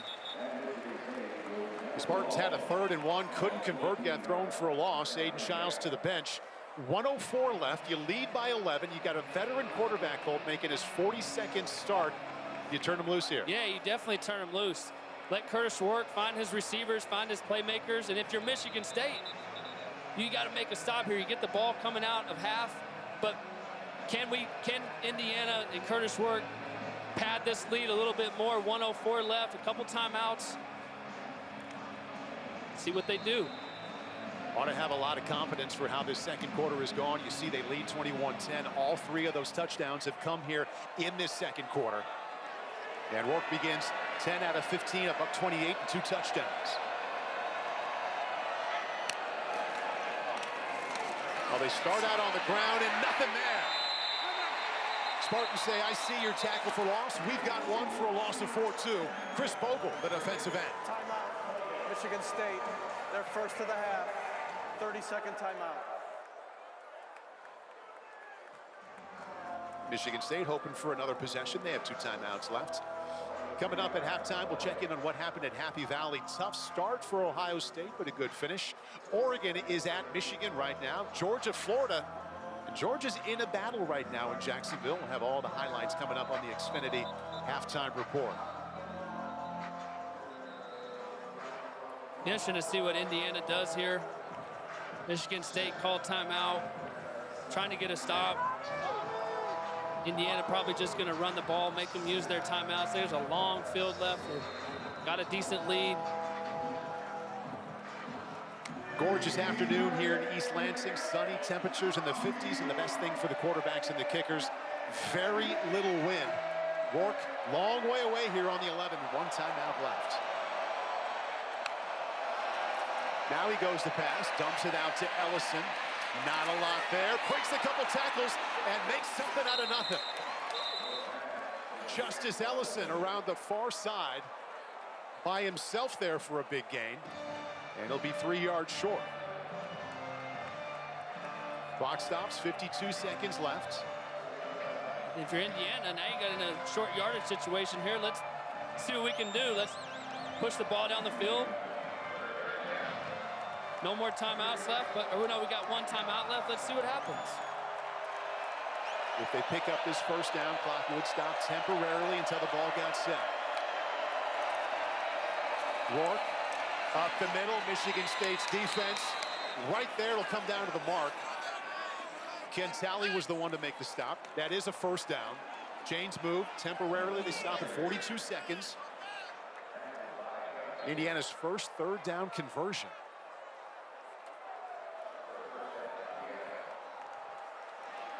Clock ticking now. They do have that one timeout. Now they blow the whistle. The ruling on the previous play is the runner made the line to gain. The play is under further review.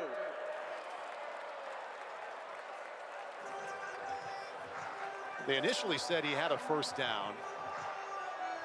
Jonathan Smith in conversation right now. Let's take a look there. Got to get out to the 24.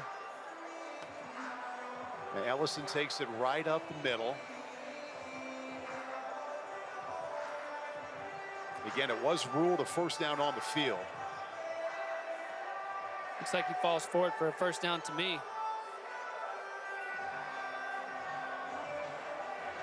Reggie Smith, do you see enough there to overturn that?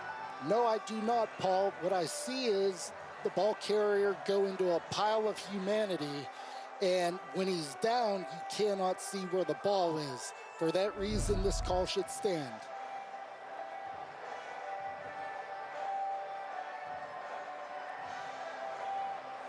Mark Kluzinski taking a good long look at it.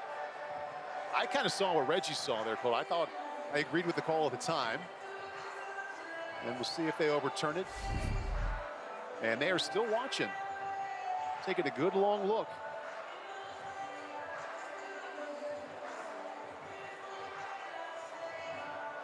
Indiana trying to tack more points on the board. Second quarter has been very good for them doing that. 3 touchdowns. And that's how they have that lead right now. But 21-10. Curt Cignetti, first season at Indiana. Comes to East Lansing, 8-0, trying to get this program to 9-0 for the first time in history. And he's like everybody else, waiting to see if the Hoosiers actually did pick up a first down. If he doesn't get this first down, if they review this and he comes back short, I know Jonathan Smith was on the sidelines calling timeout, so likely there will be some time put back on this clock. But as it stands now, it's a first down with 33 seconds left.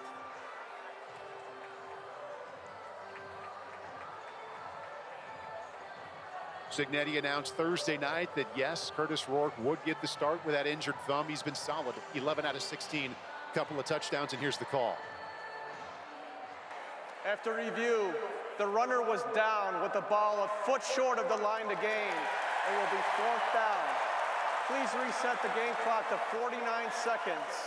49 seconds. Michigan State uses a timeout to save a 10-second runoff. Timeout Michigan State, their second of the half. Reggie, that counts as a bit of a surprise in the booth. How about you? I'm a little surprised also, Paul. When I took a look at these in the available angles, I wasn't able to discern 1 foot from the line to gain versus the ruling on the field. Somehow they determined in the command center that this was the case, and they are properly instituted a 10-second runoff, which Michigan State bought themselves out of with the timeout. There you go. Good to call that out. 49 seconds left. The Spartans do have 1 timeout left. Jonathan Smith showing confidence in his young quarterback in spite of the 2 picks. Wants to see how he operates here in this situation. Punt is away. Montori Foster going to let that one bounce. Short punt, but eventually works out for the Hoosiers. Rolls down to the 32-yard line. All right, trailing by 11. 37 seconds left. 1 timeout left. See what the kid can do in his 9th start.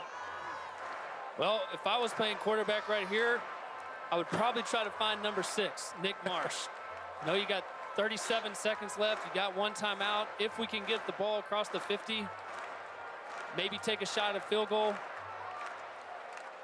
Keep in mind, Michigan State will get the ball to start the 3rd quarter as well, so maybe they could start a little something here with a package of this drive and what could come in the 3rd quarter. Giles moving, still looking, lets it go, and finds his tight end for his first catch. Jack Velling, the two played together at Oregon State last year, picks up 8, clock stops. Good pocket presence there, right back on the ball, 3 wideouts to his left. Widest one is Nick Marsh.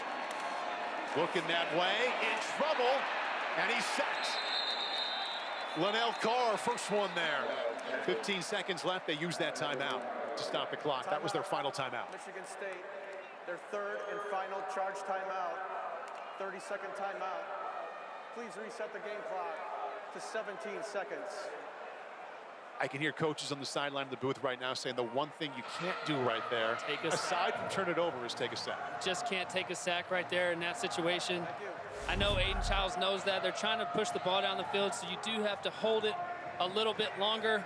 But there's just so much that your tackles can do. I mean, the ball's got to come out, throw it at the feet of your running back, and just say, you know what, let's burn this one. I didn't like the play.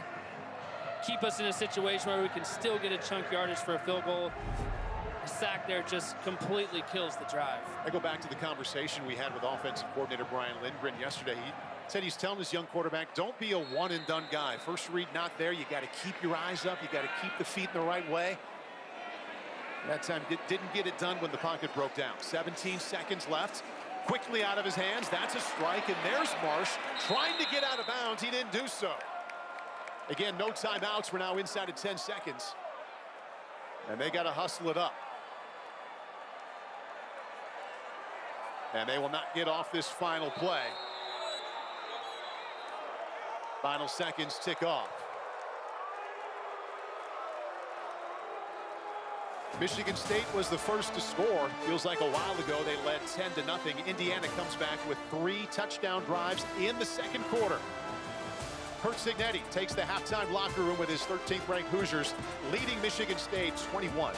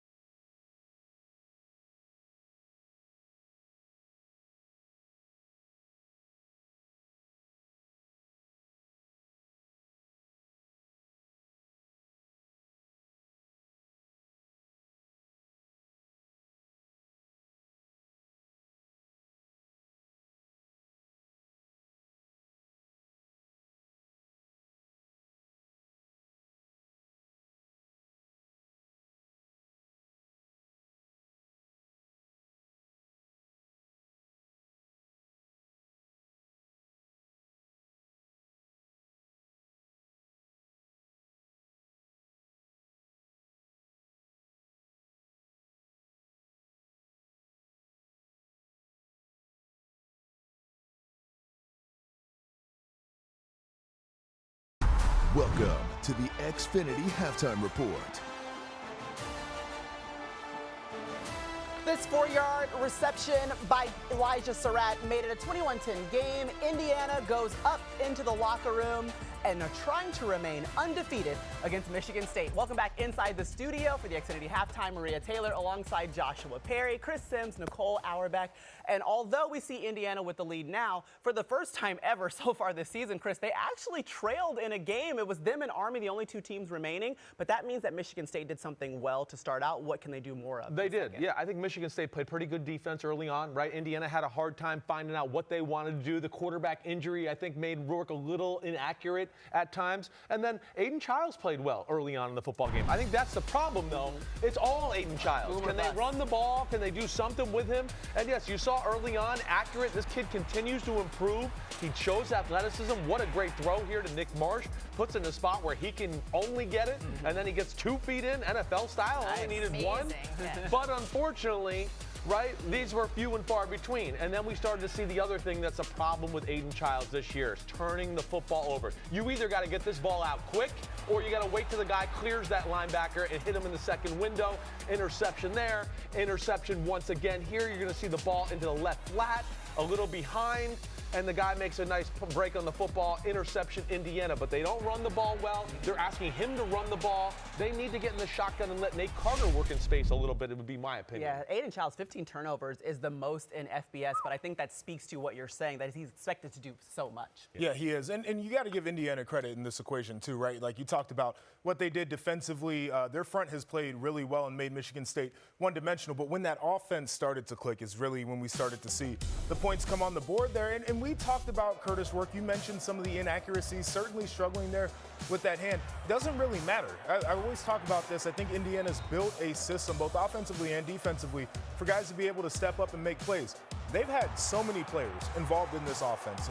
4 different rushers, I think 6 different receivers in the first half of this game. And that's a part of their strength here is they know how to get the ball around the yard, involve different guys in this offense, and ultimately create the matchups that they're looking for, Nicole. Yeah, and I mean, this is a team that we hadn't seen trail, right? So this is our chance to see them respond, and they respond well. And this reminds me, Joshua, as you said, with the amount of players that get involved in the different ways they can be, it reminds me of how not nervous I was a week ago when Curtis Rourke wasn't even playing, right? They're just so sound on both sides of the ball. And you did see Rourke get more comfortable with that thumb and the ability to be that efficient, accurate passer that we always see. They always make in-game adjustments. They figure out how you're playing them, and then they go to that next group of plays they like, and that's what we saw as the first half went along. And Rourke, even with the injured thumb, 11 for 16, 139 yards and a couple of touchdowns. So impressive as he battles through an injury. All right, we want to take you back to the game probably of the week, a top 5 matchup between Ohio State and the Nittany Lions. Over 110,000 fans, largest crowd ever in Beaver Stadium. 2 coaches in Ryan Day and James Franklin both need a top 5 win, a signature win on their resume, and the Buckeyes were down early. Yeah, they were down early. Will Howard missed some throws, but he finds Brandis Innes here on a nice little play action over the middle, gets the linebacker to move, touchdown. Buckeyes. And they're looking for more. So you see Will Howard goes to the end zone. This play was originally called a touchdown, which I don't know how they did that. Right, that ball was out. What it ends up being is a touchback because it went over the pylon. Yes, Penn State ball. Penn State gets the ball. Penn State now driving before the end of the half. And David Igbinosun makes a great interception in the end zone, getting the foot down. And then we know they were winning 20-13. Yeah, so here's Tyler Warren. We've been saying all day, we were yelling at the TV, where's Tyler Warren? Get him more involved in this offense. Penn State trying to come back, their first and goal. First and goal, and now here they are. They ran the ball 3 times with Katron Allen, and then it was this. Triple coverage over the middle, nothing there.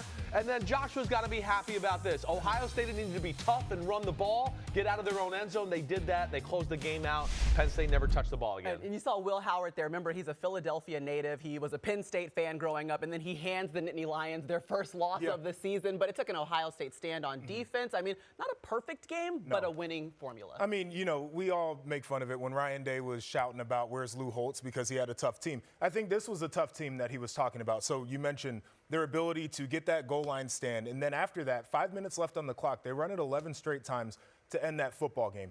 Defensively for Ohio State, Katron Allen, Nicholas Singleton, they had 42 yards total, the tailbacks for Penn State. They brought their run defense. We saw Tyler Warren, big run there. Ohio State proved that they can go on the road into a tough environment and get a gritty type of win. But it does bring up the questions about Penn State, of course, and their ability to do what they need to do. Definitely. I like what we saw from Ohio State. It was tough and gritty. I think we would agree with that. I still want to go, wait, it's still a lot of work for all those all-stars they got on the offensive side of the ball, right?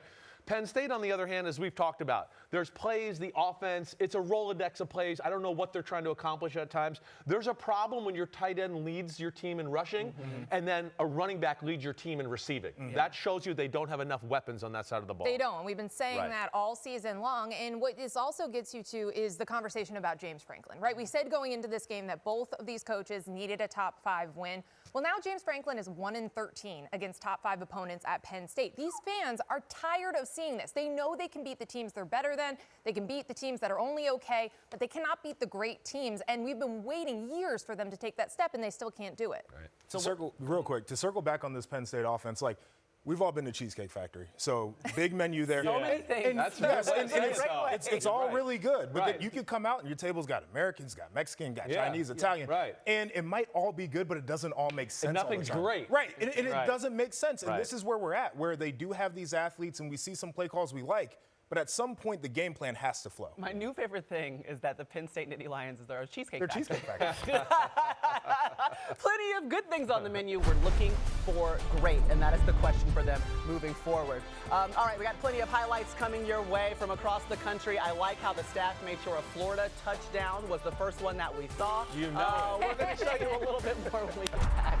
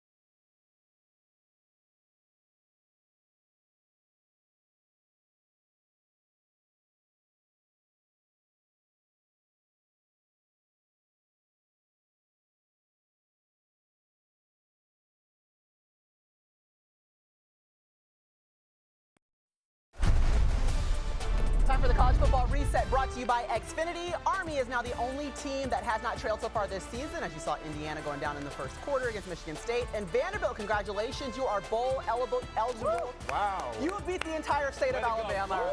Yes. And Diego Pavia has beat Auburn twice. He did that in New Mexico State, too. Yeah. And beat Hugh Freeze at Liberty. He owns Hugh Freeze. Yeah, perfect 3-0. Okay, to the highlights we go. The #1 overall team, Oregon, the Ducks, 8-0, taking on Michigan, the Wolverines at the Big House. And they're the 8-0 for the first time since 2013. And on the opening possession, take a look at this play, guys. Okay. Is it a touchdown? No. It's not, and you're going to see in a second. You're going to see this ball touch the ground. Bounce off the ground. I don't know how.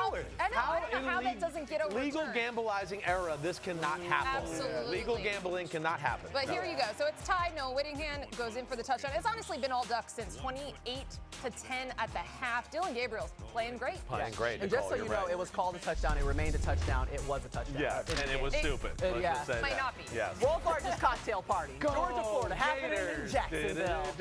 Go Gators. Oh, we've seen this twice today. 2 interceptions by Carson Beck. Oh. Yes, I'm going to rub it in on Why are you Maria. doing this highlight like this? Oh, because I'm enjoying First of all, this victory. Chris DJ is Lagway. excited because his team couldn't beat us. Excuse me, let DJ Lagway have his time here with his bomb touchdown to we needed Aiden Mizell. another team to beat us for a half. You know it. But I get DJ Lagway did get hurt, and Aiden Warner's in at quarterback for Florida That's right a now. third stringer, a walk-on from Yale. All right, Texas Tech, the Red Raiders taking on Iowa State, and they are 7-0 for the first time since 1938, JP. Yeah, and here's a little example of America's favorite game. Could I be more wide open? My goodness, it's Josh Kelly on the receiving end there. Fantastic play, but closing seconds of the second half, or first half coming here, excuse me. After an interception, you got Rocco Beck. Evades a little pressure. Jaden Higgins. Yeah, Rocco. Touchdown. Yeah, and the I was Cyclones. roommates with his dad in the NFL and training camp. That's how old. God. Yeah, I'm Wow. old. I remember him in diapers. Yeah, Grandpa Chris joining us from the Xfinity halftime report. Go Gators. I quit.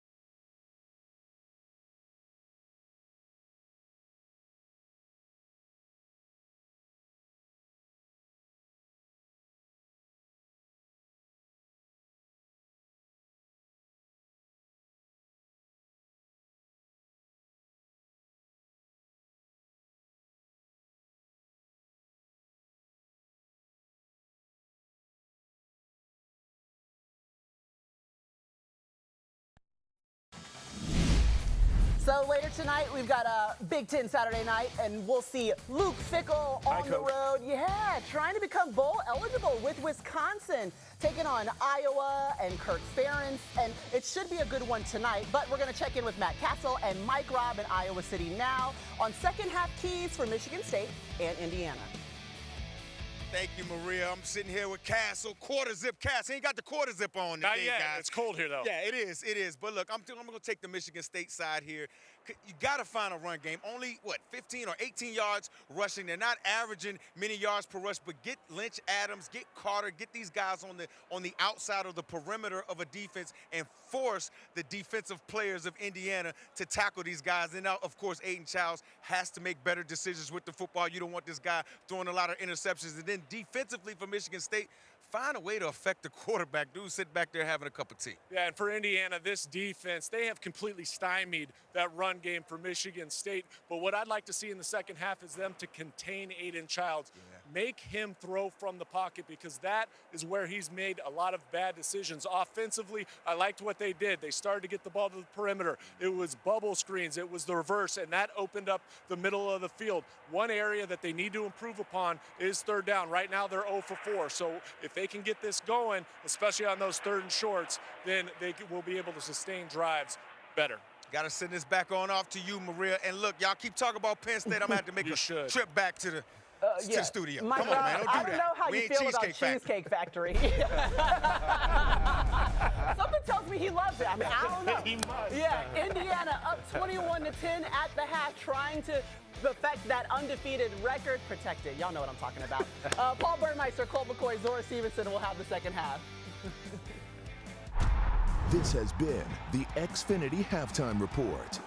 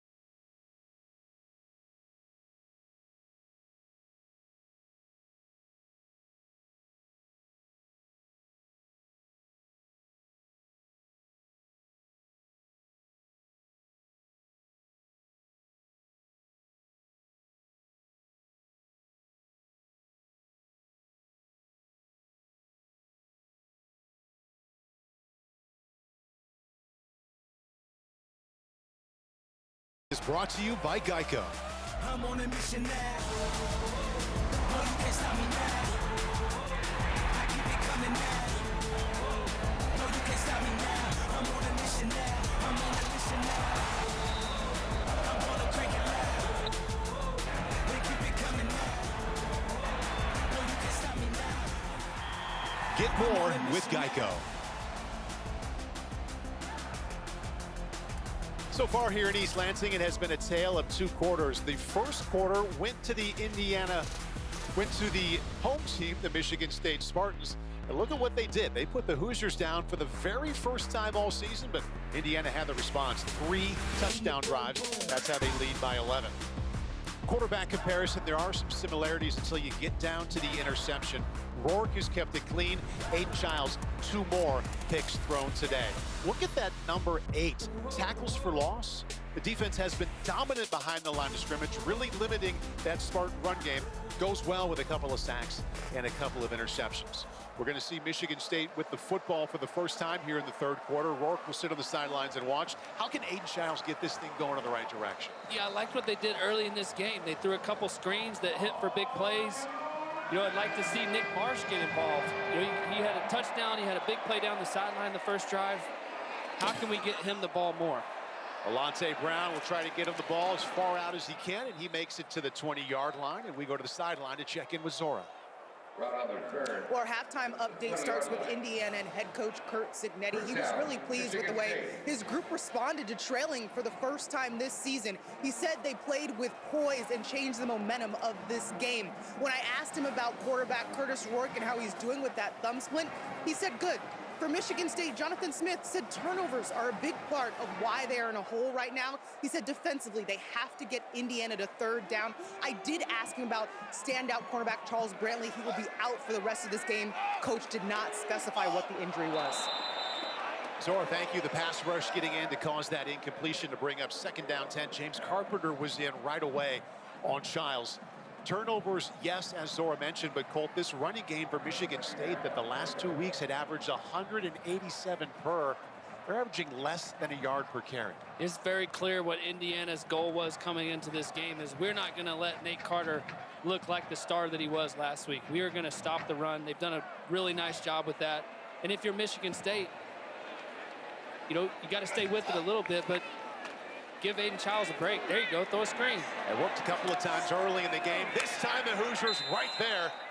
Might have got back to the line of scrimmage. We'll call it no gain. So they start out with an incompletion and a screen for nothing. That's Jalen Walker, the outside linebacker, making the stop. I like what they tried to do there. Try to throw a screen. They hit a couple times early in the game.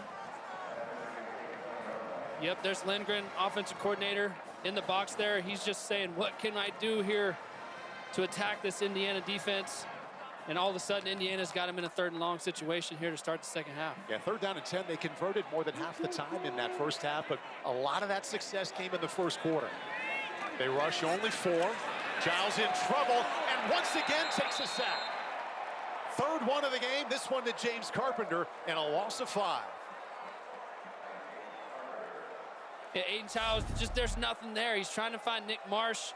Gets him in a tight little split right here, running a curl route.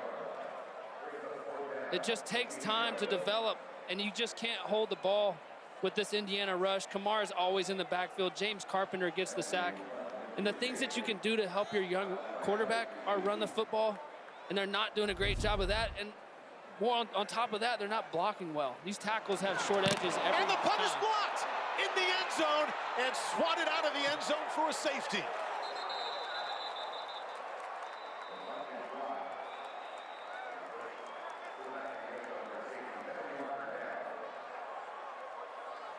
The flag is down deep in the end zone. Illegal batting of the loose ball. Kicking team number 96. The penalty occurred in the end zone. The penalty is a safety. Making the play is the Big Ten Defensive Player of the Week, D'Angelo Pons. He had the 2 interceptions last week against Washington and stepping up here on special teams. Yeah, watch D'Angelo Pons here coming off the top. I mean, he is shot out of a cannon right there. Nobody blocked. Perfect technique, gets 2 hands on the football. Results in a safety for Indiana. I'm not sure who was supposed to. You can't just let a guy run free like that off the edge and pump protection. Or D'Angelo Pons having himself a 1-2 combination. He had the pick 6 to get the scoring started last week at home. And the third quarter begins with those 2 points thanks to his block punt. James Carpenter was big on the pass rush on that series. He feels a part of it as well. Make it 23 consecutive points for the Hoosiers, and they'll get the ball right back. Yeah, and these are the things that have just killed Michigan State. The turnovers, the block punts like this, these things just can't happen. I actually like what the punter did there, taking a flag and knocking out of the end zone to save a touchdown. From the 22-yard line and out to the 35.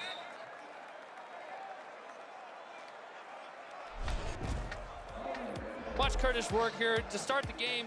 You know, a little bit inaccurate, but look, he's got a glove on his thumb. He's trying to feel it out. First couple drives wasn't efficient, and then all of a sudden he caught fire. Nice throw across the middle there. Good rip to Zach Horton across the middle for a touchdown. Nice touch pass to Surratt. Throwing it only where he can catch it. He's certainly found his groove. Took him a little bit, though. Numbers there aren't bad, Colt, but if you really break it down to what he did in the second quarter, he was 8 out of 10. A couple of touchdown passes and shook off that tough start, just as his coaches said they're used to seeing him do. See if he can pick it up in the third quarter. Not much going right up the middle. A 1-yard gain to get it started. Jordan Turner, the middle linebacker who had to miss the first half because of targeting last week, wastes no time and comes in and makes a stop. Good play by Jordan Turner.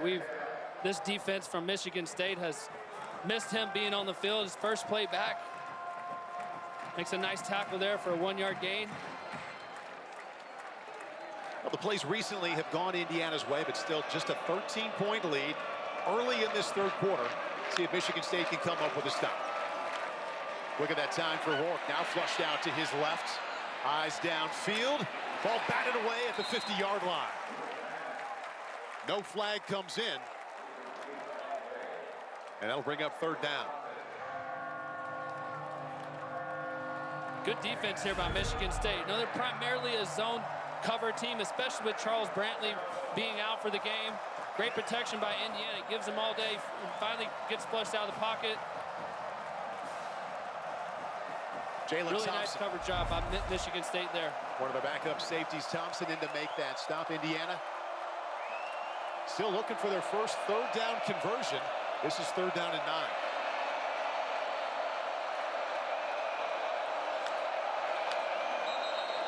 Penalty marker comes out just as the ball was snapped. Before the ball was snapped, false start. Offense number 75, 5-yard penalty. Repeat second down. Trey Wedding, the tackle. Remains third down. Wedding, the transfer from Wisconsin. That's something you don't see very often by Indiana. These pre-snap penalties. Trey Wedding gets called for the false start there. Michigan State's running around, screaming, yelling, let's get to 2 deep, let's get to 2 deep. He moves just a little bit early. Third and 14 over the middle. Complete. First down, Indiana. Omar Cooper, homegrown from Indianapolis, and the sophomore picks up 22. Indiana rushing the football here, but that's a nice job by Curtis Rourke. Just hold, patient. Michigan State was not ready for that snap. Rourke takes a shot downfield. Another big gain, this time inside the 15. Elijah Surratt. Top receiver for the Hoosiers, tax on 25. That's what Indiana does. You got them in a 3rd and 15 situation. They convert, get a first down on a nice throw by Curtis Rourke. Then they push the ball down the field. All of a sudden, they're inside the 15. Well, once again, Michigan State was not ready, but the left side of the offensive line for the Hoosiers, early movement. Before the ball was snapped, false start. Offense number 65, 5-yard penalty. Remains first down. Going back to this throw by Curtis Rourke to Elijah Surratt. He's just going to run a go ball out here. Gets one-on-one coverage. Curtis Rourke recognizes it. Throws it where only he can catch it. Explosive play by these two. They've done this all year long very effectively. Kurt Signetti said during the week, yeah, they've got a little back shoulder thing going along the boundary. 3 catches now, 48 yards. First down, 15, Lawton the tailback. Rourke into the end zone. Too much for his tight end, Horton. Would have been his 2nd touchdown of the afternoon. Middle linebacker Jordan Turner in coverage on the tight end, and the quarterback loves that every single time. So Michigan State started with the football here in this third quarter. Couldn't get anything going. They had their initial punt blocked for a safety. Indiana now threatening to make that cushion even more.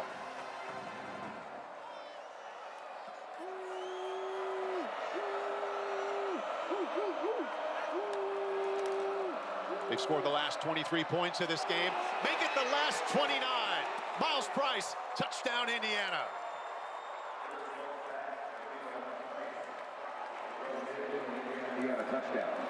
Sweet little play design here. Again, off this little token action by Curtis Rourke. He's going to find his receiver running up the sideline here. Just goes uncovered. Just a busted coverage here. Safety's pointing at him. Who's got him? Who's got him? They're confused. Curtis Rourke makes him pay. Touchdown, Miles Price and the Indiana Hoosiers. Boy, hats off to offensive coordinator Mike Shanahan for scheming open touchdown connections here. Move in this direction. They had the one to Zach Horton. He was wide open earlier in this game. I don't know if it looked that good in practice, that play. Top offense in the Big Ten and the second best in the nation has it going now as this game gets longer. Rourke has 3 touchdown passes, and Indiana now has a 20-point lead.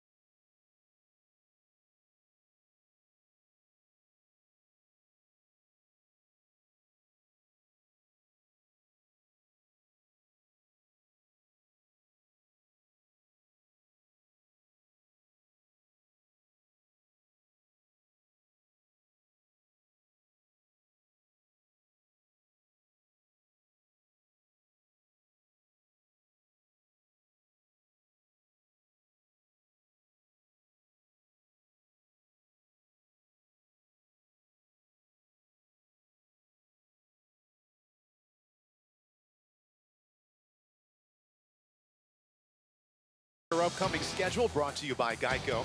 Tonight, we go to Iowa City. Badgers, Hawkeyes, 7 o'clock Eastern on NBC and Peacock. Next Saturday, we know we have Florida State, Notre Dame in prime time from South Bend on NBC and Peacock.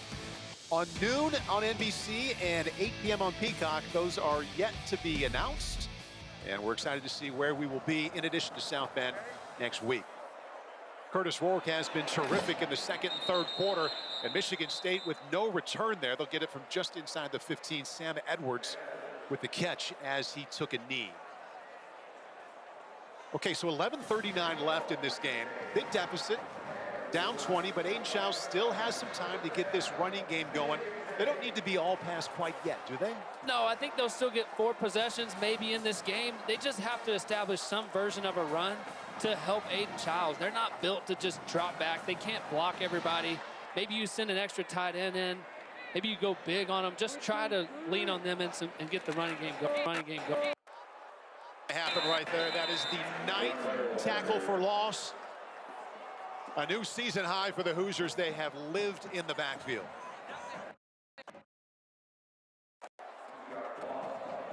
Take a look at what they've done, and that's Terry Jones Jr., the nickelback, coming in to make the play.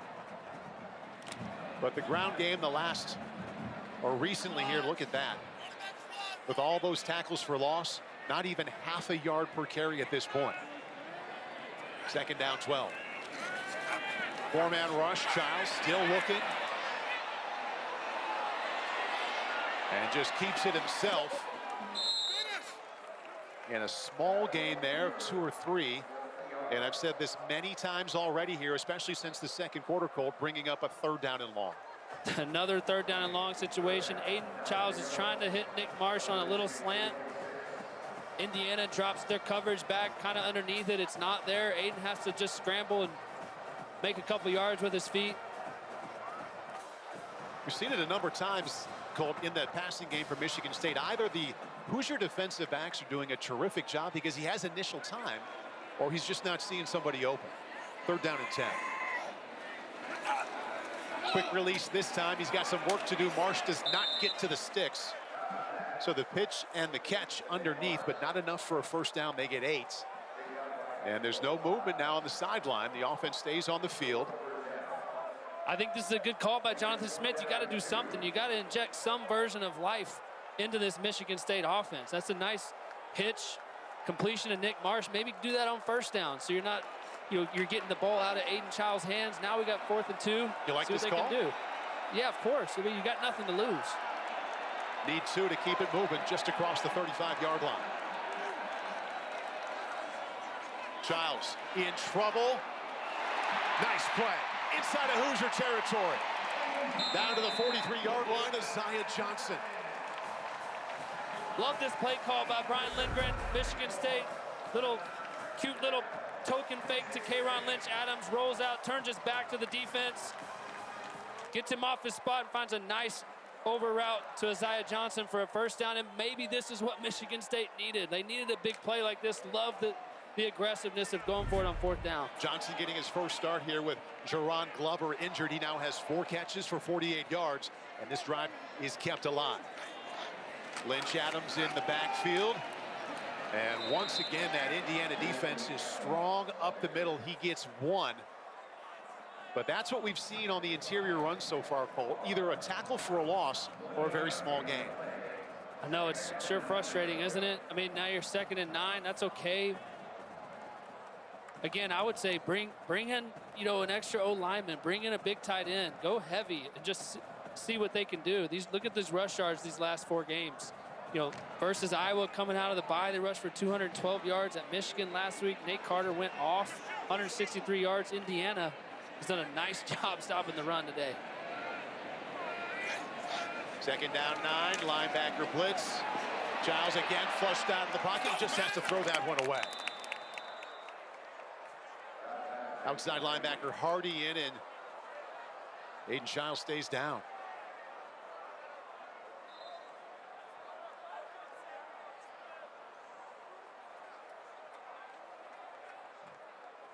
Four athletic trainers out to tend to the starting quarterback. Aiden Childs stays down. It'll be 3rd down and 9 in East Lansing. And here's what happened. The linebacker blitz comes in and gets home on Childs, who remains on the field. Back to East Lansing right after this.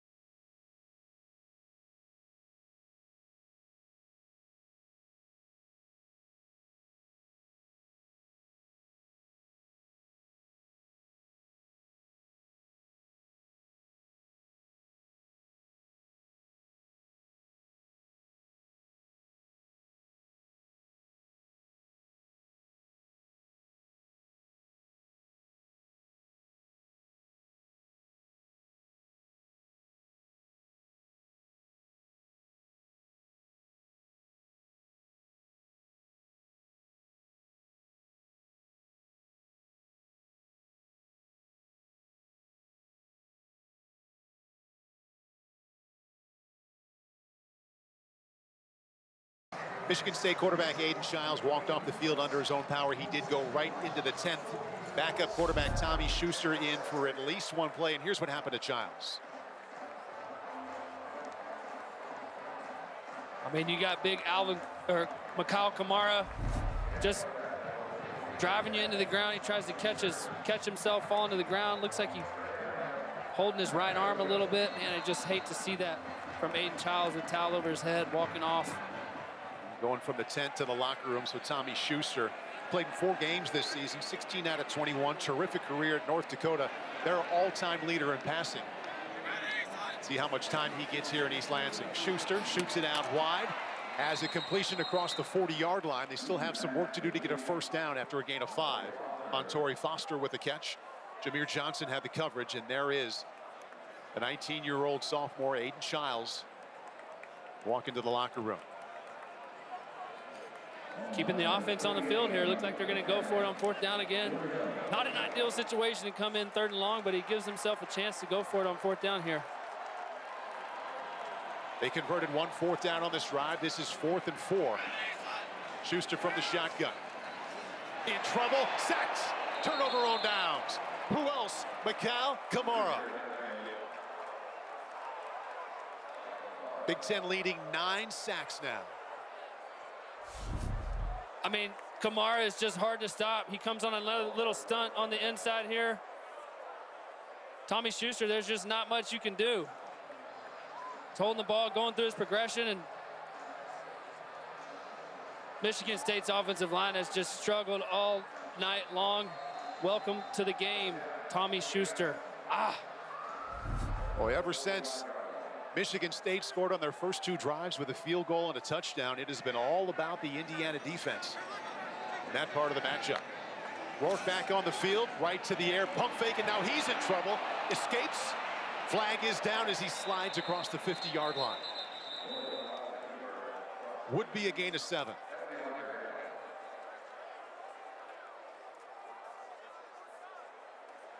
Holding. Offense number 56. 10-yard penalty. Repeat first down. Backs him up 10 yards. Yeah, they're going to get the center, Kadick, here. Kind of gets leveraged right off the bat. Now he's beat. Now he's got his hand in there. A good job by Curtis Rourke to escape that sack. 1st and 20. Tyson Lawton's tailback. Tries the left side, still untouched. Big run there across the 50-yard line. Left side of the line wins to pick up 16 yards. I mean, just look at the hole here that Tyson Lawton has to run through. I mean, it's 1st and 20. There's just a huge gap here on the left side of the offensive line. Gets around the edge. Once again, receivers are blocking down the field. And you go from 1st and 20 to 2nd and 5. That's what good offenses do. Hoosiers got right back on the ball, showed they were going to operate with pace, but plenty of time. 11 seconds on the play clock. And now they come back to the right side, tackled in the backfield. A Spartan tackle for loss from safety Angelo Gross. Loss of 2 to bring up 3rd down.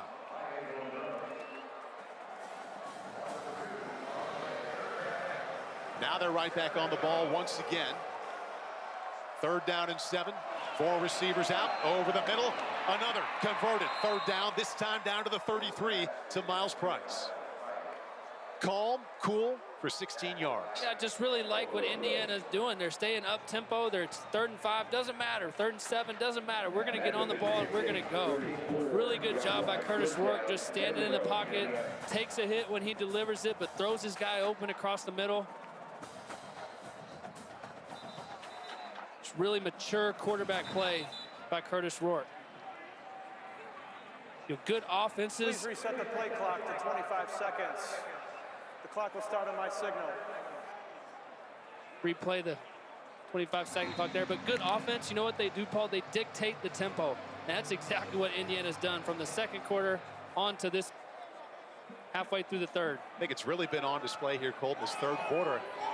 Caught the Spartans a few times not ready for their pace. Play action quickly out to the left side. Williams another catch, and he's down to the 27-yard line. They rip off 7 yards there.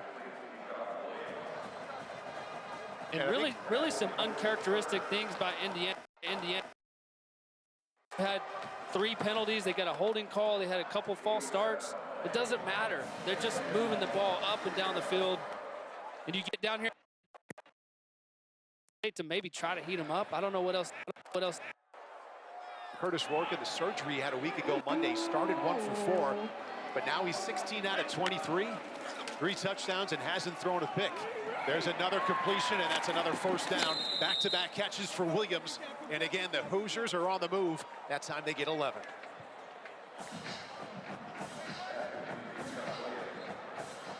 Boy, it's one thing to say, Cole, at the top of the broadcast that they have more points than any team in the Big Ten. They've gained more yards than any team in the Big Ten. They have more first downs, but then you see them get rolling. And I don't want to say they're doing exactly what they want, but they are picking up chunks at a time. They really are. And if you're defensive coordinator Joe Rossi from Michigan State, you got to just dig way down in your playbook and say, what can I do to slow this down? Maybe blitz them. Maybe rush 3 and just drop 8 guys into coverage so that, it makes it more difficult for Curtis Rourke. But anytime an offense is dictating the tempo like Indiana is, it's just hard to stop. They spread it so well to their wide receivers. Their top 5 pass catchers are all wide receivers. And yes, Elijah Surratt is terrific, but the other 4 step up a lot too. They sure do. And you know what else they do? They block. All these little dump offs to the running back, these little quick throws. I mean, they're getting, instead of getting tackled for loss, they're getting 7, 8, 9 yards because the receivers do such a great job in blocking. Empty backfield now for Rourke on 2nd down 8. Has 3 wideouts to his left, the quick release to that side. And that's a nice job by the Spartans out on the edge. Their middle linebacker, Jordan Turner, that they missed in the first half, keeps that to a gain of 1. And they didn't get a lot there, but again, it's the receivers are still blocking. You know where that comes from? That comes from Shanahan. He's the receivers coach, and he is so detailed in getting his guys open and good looks. But more than that, no block, no rock. Like, you got to block if you play wide out for Indiana, and they do a tremendous job.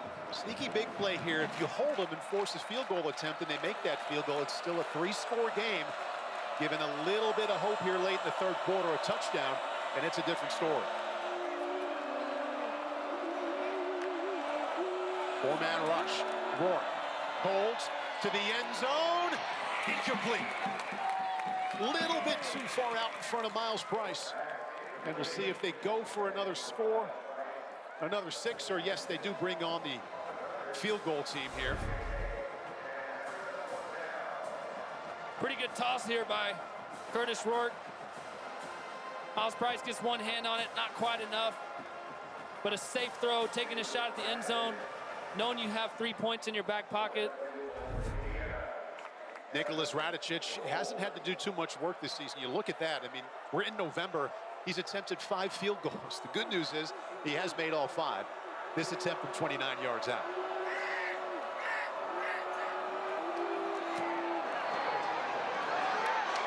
Radicic came close to pushing that one, would give him the 3. He's 6 out of 6. And now the unbeaten Hoosiers lead in East Lansing 33-10 late in the 3rd quarter.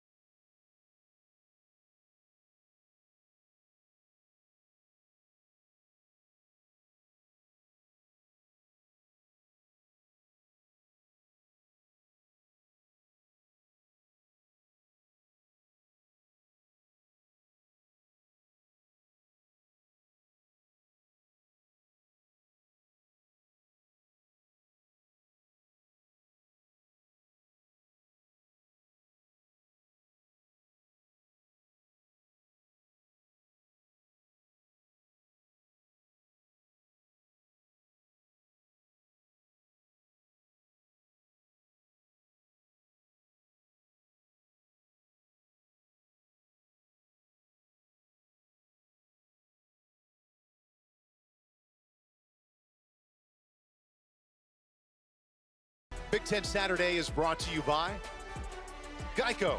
Get more with Geico. And by Genesis Motor America. Learn more at genesis.com.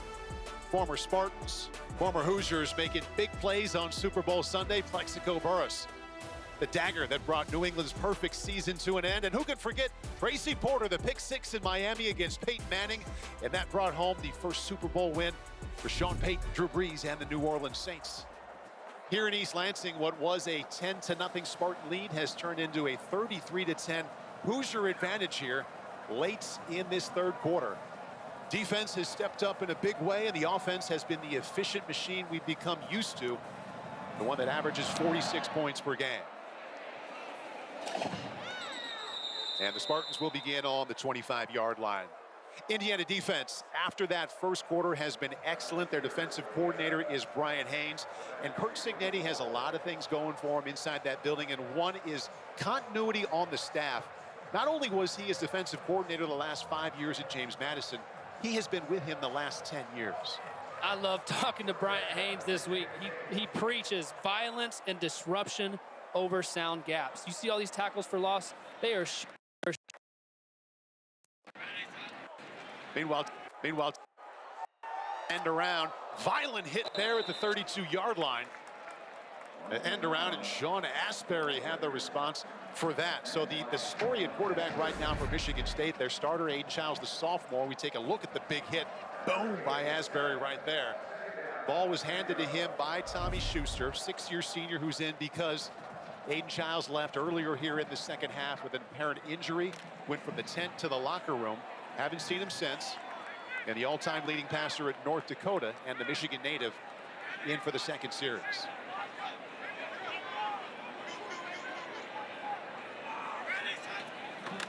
Fakes the toss sweep as an open side end. First down. Out to the 43-yard line is Jack Felling. And the Spartans move the chains, gain of 11. Back to the Indiana defense, which has been very good here today. Top 10 total scoring and rushing defense in the nation. So many JMU players. There's one right there. There's a coach who was at JMU last year. They all know each other so well. There's 6 JMU players are starters on this defense. We've called a lot of their names. It's just their familiarity of play calls. They know the system. They can communicate that with all the other guys. You know, their time on task together. You got to think they've played a lot of ball. Nate Carter has struggled today along with that offensive line and got back to the line of scrimmage. And that's it. We'll give him a gain of 1. We go to the field and check in with Zora.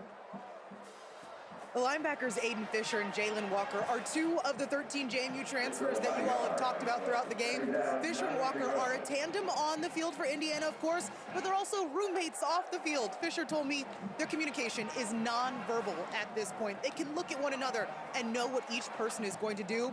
He called their bond special.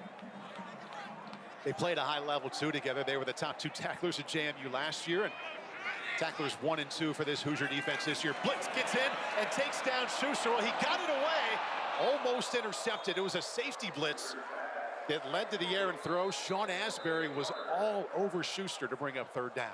Yeah, Sean Asbury comes right off the edge, unblocked. Here he comes, right through the middle. I mean, there's just not a whole lot you can do. This happened to Aiden Childs the first couple quarters, and now it happens to their backup quarterback, Tommy Schuster. Nice job by Nate Carter just knocking this down and saving a disastrous interception here. But what do you know there? There's 6 Indiana Hoosiers in the backfield again. And here comes another blitz. Schuster backpedaling. This time he goes down. Massive loss on third down. Mikhail Kamara, have an afternoon. I mean, oh my goodness, it's just relentless. They do not stop. Brian Haynes says, we are not going to give you an inch. Michigan State's trying to set up the screen. Tommy Schuster's holding it as long as he can. They sniff it out. I mean, not much you can do there, Tommy Schuster. This defense is playing lights out right now. Sacks. Third quarter that, just like the second quarter, went the way of the Indiana Hoosiers. Long time ago, this game was 10-0. Quarter, unbeaten Hoosiers in control here in East Lansing.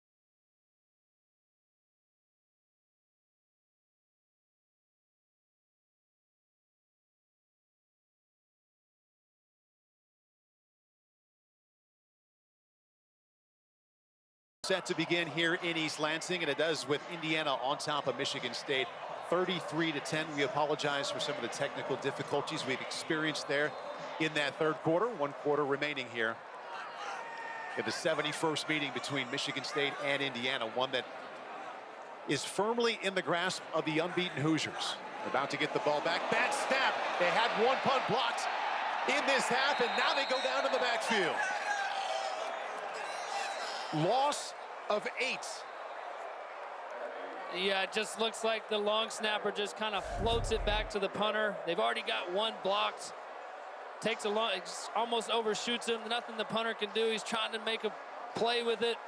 Indiana's just too fast.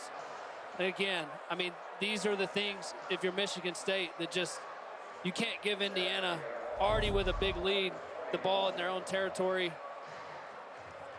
The main long snapper for Michigan State, Caden Schickel, injured last weekend. So Carson Wentz. That's the last name. And he's a tight end in addition to a long snapper. So the nightmare gets worse for Michigan State here. Another special teams gaffe. Indiana takes over only 21 yards away from pay dirt. Justice Ellison off the right side. Gets down to the 16-yard line, gain of 6. Running game hasn't been explosive here for Indiana this afternoon, Cole, but it certainly has kept the passing game on schedule. It sure has. And all these running backs, Justice Ellison, Tyson Lawton, they're built the same. They're low to the ground. They're hard to tackle. I mean, you saw Justice Ellison right there. He makes contact and he falls for 2 or 3 more yards. They're just tough runners. And they do enough every week to help this Indiana offense. Ellison remains the tailback. A modest 32 yards, end around. Inside the 10 and the 5. And still rolling into the end zone, Omar Cooper. There is a flag down. Sophomore from Indianapolis would have a 16-yard touchdown. We'll check in with Mark Lazinski.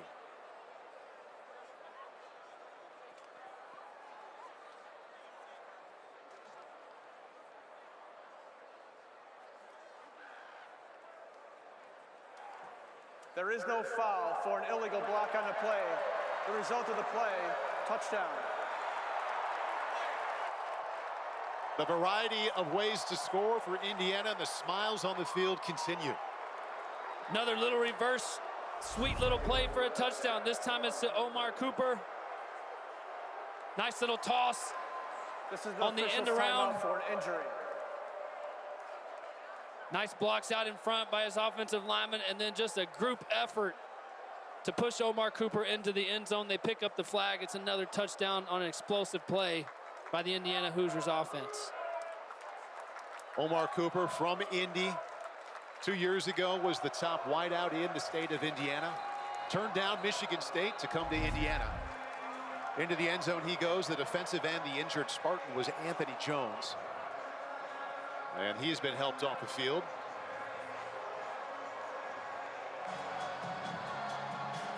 The Hoosiers, who made the drive from Bloomington north to East Lansing, are enjoying what they've seen from the second quarter.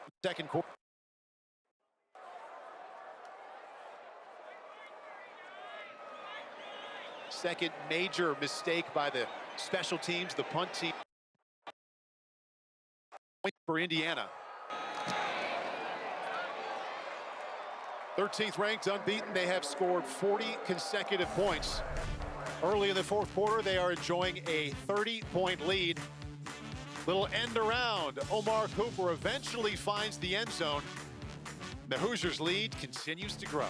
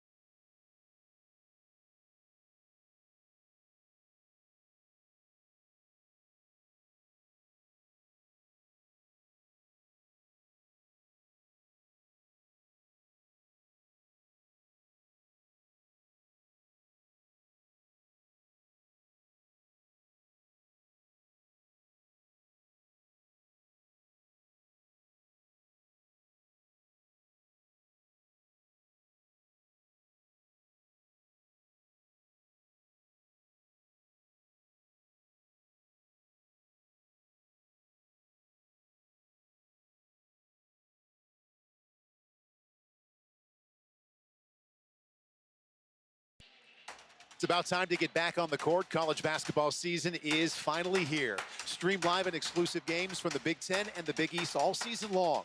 It all tips off Monday night with Northwestern playing host to Lehigh. 8 o'clock Eastern only on Peacock.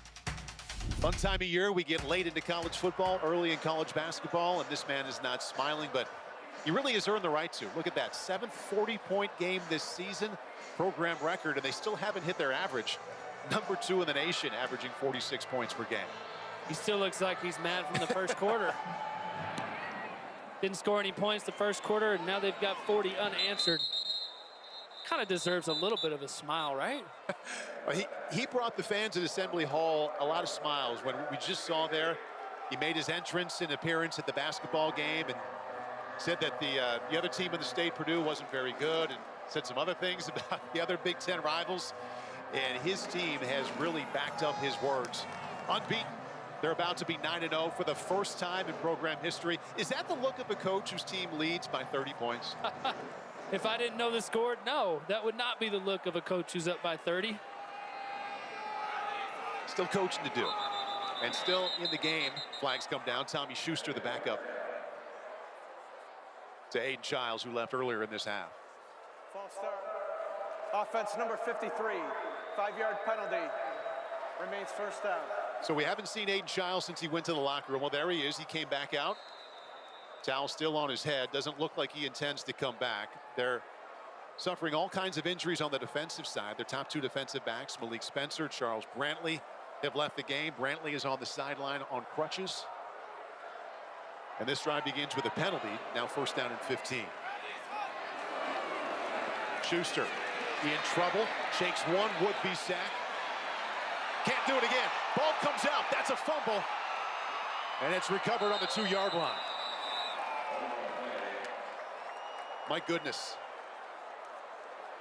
Another loss. This one inside the 5-yard line. You're Tommy Schuster. You're coming in. You're trying to make a play. You're down 30 points. First read's not there.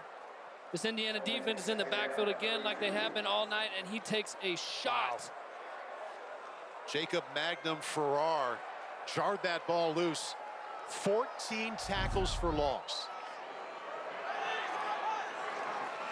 See if the run game can get him out of that hole. They get out across the 5, but just barely.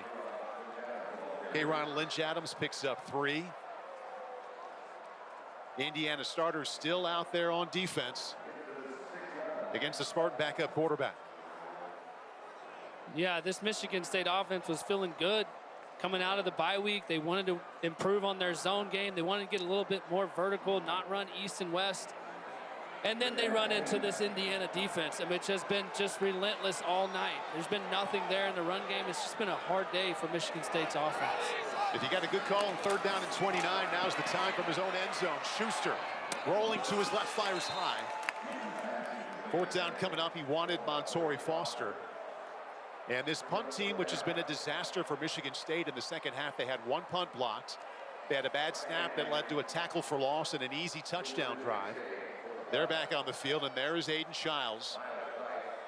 I mean, it looks like, yes, he does. He's got some wrap on the right side. He is a right-handed quarterback. It goes up over the wrist. That was after a tackle in this second half. Paul, you talked about all the guys who are banged up right now. A couple guys on defense, Aiden Childs, Tommy Schuster's taking some licks. This Indiana defense is physical. They will hit you. See if they come after this punt too. Punt is away. Miles Price from his own 37.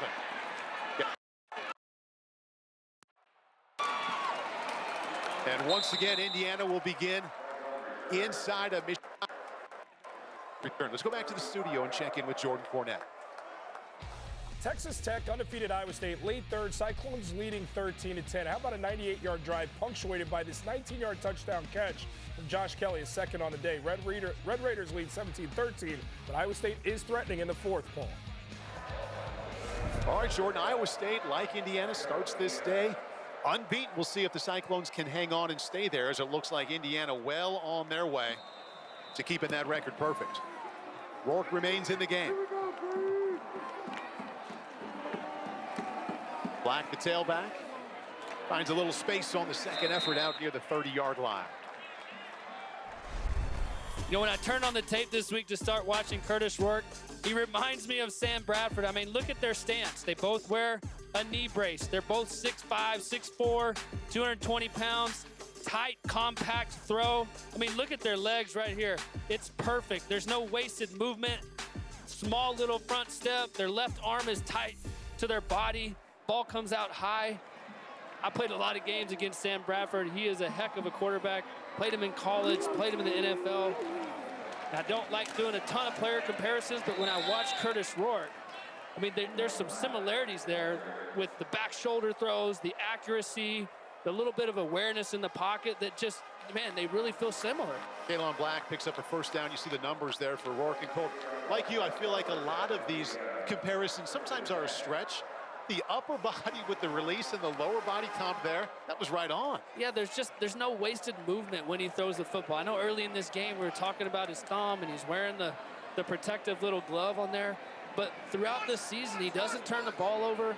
He's efficient, and it's just accurate every time. These little balls across the middle, the back shoulder throws. His feet continue to tell him where to go with the football. He's never late on anything.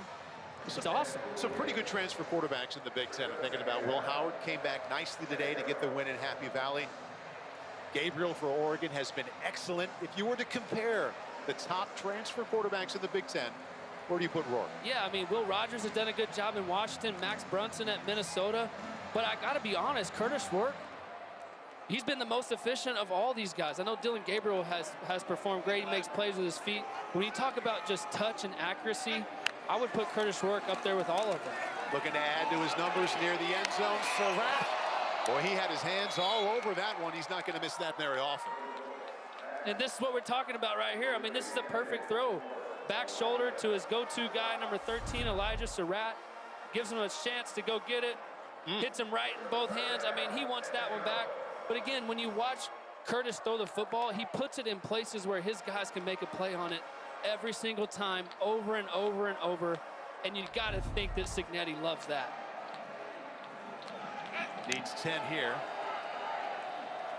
And Joe Rossi, the defensive coordinator for Michigan State, telling us yesterday he keeps the ball out of harm's way. Only 3 interceptions this year.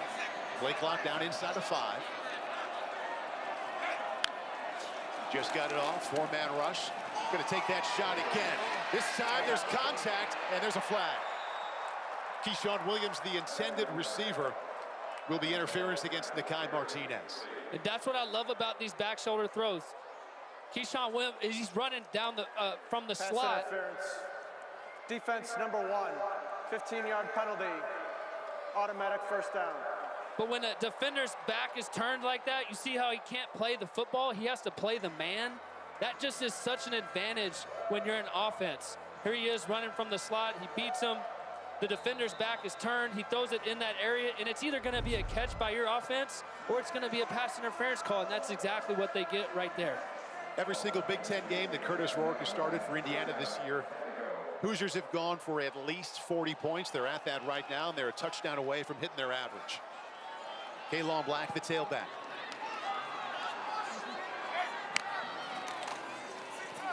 Fake to him, end zone shot, Surratt. Touchdown, Indiana.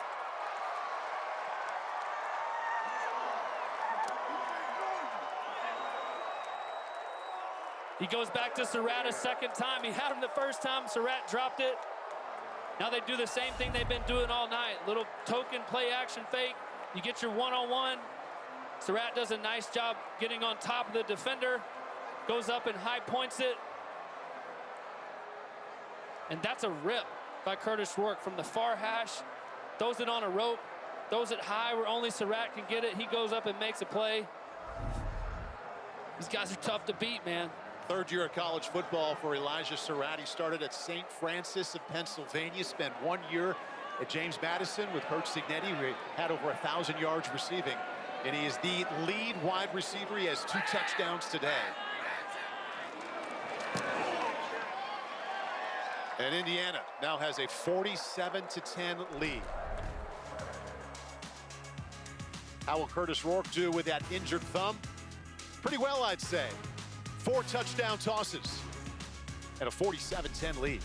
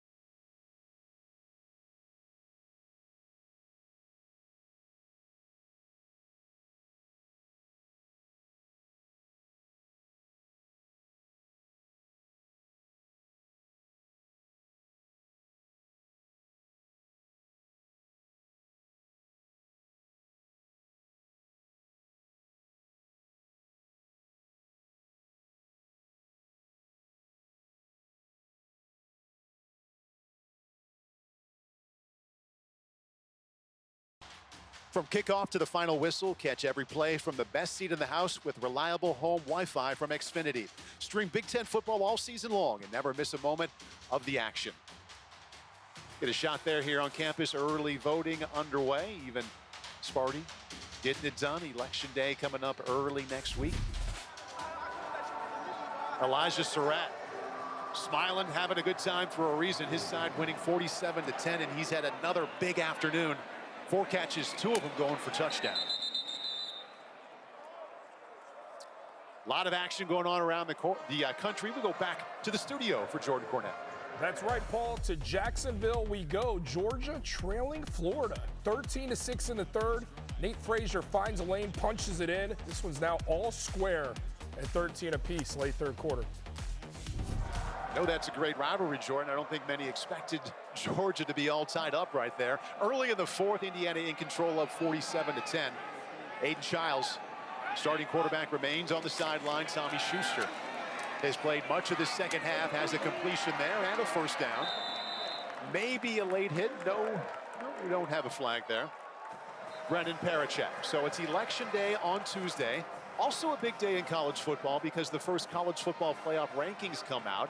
12 teams eventually make it to the playoff. Right now, Indiana ranks at number 13, and this is how it's projected right now. We'll know a lot more how it officially looks early going. The first rankings coming out on Tuesday, but you don't see Indiana in it right now. Going to give you a moment to think about that, Colt. We'll call this play here with Tommy Schuster under center. Quickly out to the left side. One broken tackle, and out to the 45-yard line goes Montori Foster. So Indiana unbeaten, 13th ranked. Where would you have them if you had a vote in this college football playoff poll? I mean, listen, nobody expected Indiana to be 8-0, going on 9-0 right now. And it would be so hard for me to leave them out of the top 10. These guys are way more athletic than what you think. They fly around. They're aggressive on defense.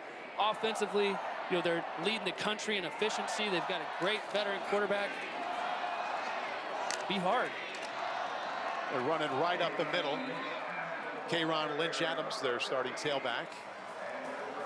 And he picks up 8. They could win the entire Big Ten. Oregon's undefeated. Indiana's undefeated. Take a look at what happened here. And now, since Ohio State beat Penn State is no longer unbeaten. Let's get it back to that conversation about who would you have ranked in this top 12. Would you vote Indiana ahead of Penn State? Well, they're undefeated. And they've got a big game looming against Ohio State in a couple weeks. They play Michigan next week.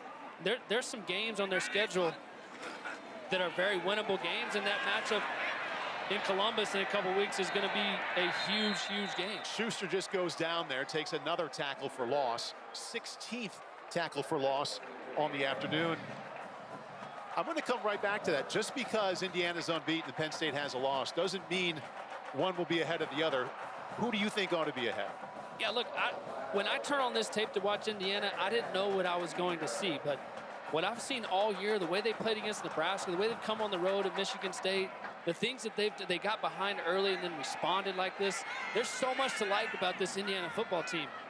And they don't care. Their head coach clearly doesn't care. Here comes a blitz on second down. Schuster over the middle. Incomplete, low offering to Montorie Foster to bring up third down and 15. So here's what they have coming up. They'll be at home next week against Michigan. Then they go to Ohio State after a bye week and home for the old Oaken Bucket against Purdue. Jonathan Smith will see his record go to 4-5. So a lot of people want to say, okay, we're impressed by what Curt Cignetti has done here. Unbeaten is good, but they haven't beaten a ranked opponent yet, and they can change that in November. They certainly can.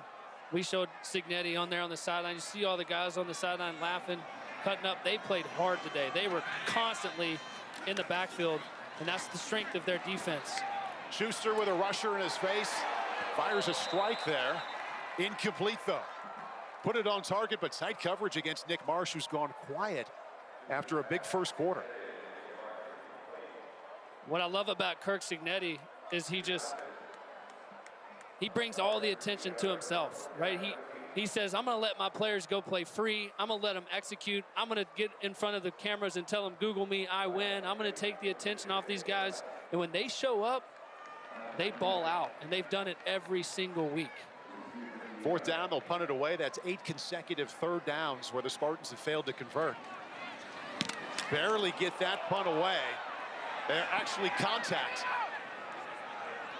Contact off of the foot of Ryan Heckley. They got a piece of it. There is no foul for roughing the kicker. The ball was tipped by the defender. Timeout. Punt team nightmare here in the second half. They had one blocked earlier. Bad snap led to a tackle for loss. Just getting a piece of that one. Indiana in control in East Lansing.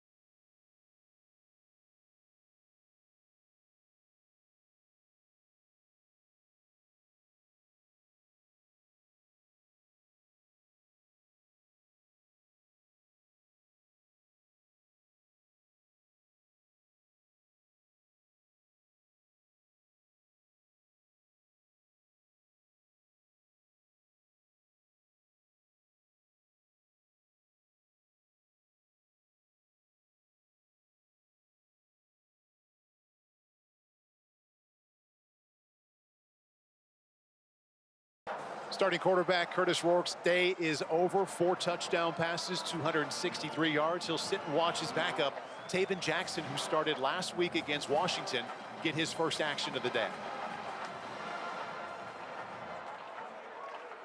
Curtis Rourke, another terrific outing. Solid, efficient. Got better as the day got longer. 4 touchdowns, and again, no interceptions. He's only thrown 3 the entire season. Taven Jackson went 11 out of 19 last week. Starts with a handoff to Elijah Green, his first carry.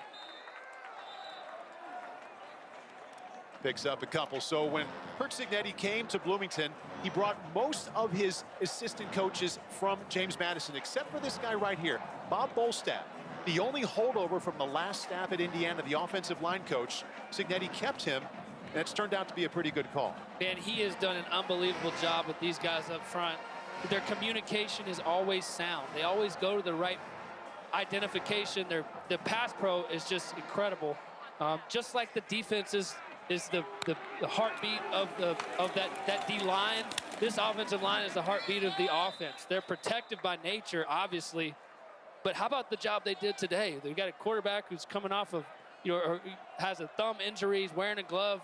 They're always been good in pass protection, but they're going to keep him up even better, and they sure proved that today. Offensive line continuity has been terrific, Colt. The same starting guys every single game. They've had the good fortune of not having anyone injured. They've been together. They've only given up 7 sacks. Rushing the ball awfully well. The man in the middle getting it done, Mike Kadick. That is a 6th-year center. All 6 seasons he has spent in Bloomington, he has seen the bad all the way up to the good. Short gain there, right up the middle. You needed a yard to keep the drive going. I don't think they got there. Yeah, we talk about this offensive line. I mean, they've got some pretty big games looming. They're going to face a really tough front. Michigan's D-line, Mason Graham, those guys at Michigan, and then they got to go into Columbus at Ohio State. They've got some big tests coming up, but I think they're up for it. These guys are solid. They're across the board. They average 6'5", 315 pounds. They played a lot of ball together. And what I liked about today, the quarterback came in with an injured thumb.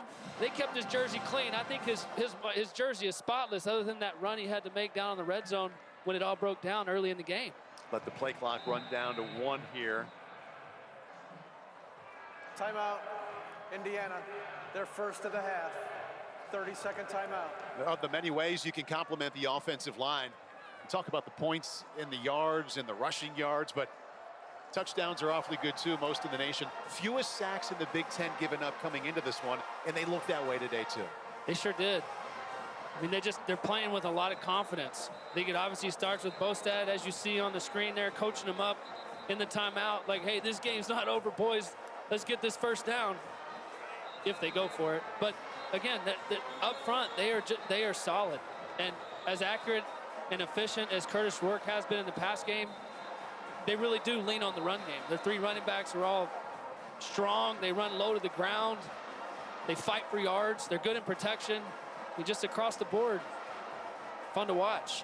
Mike Kadick, I mentioned the fact that he's making his 46th start at center. Pretty versatile too. He started at left guard, started at right guard, and at the back part of his career, he settled in there at center. See if they go right behind him here on 4th down and 1. Tailback is Elijah Green. Yes, they do go over the center, and that is another first down. Let's go to the sideline and check in with Zora. Paul, you talked about Coach Cignetti's ability to rebuild a football program. He told me it's all about getting the right people to help create an environment where everyone can thrive. Coach stressed the importance of messaging. He said the #1 thing you have to do is change the way people think.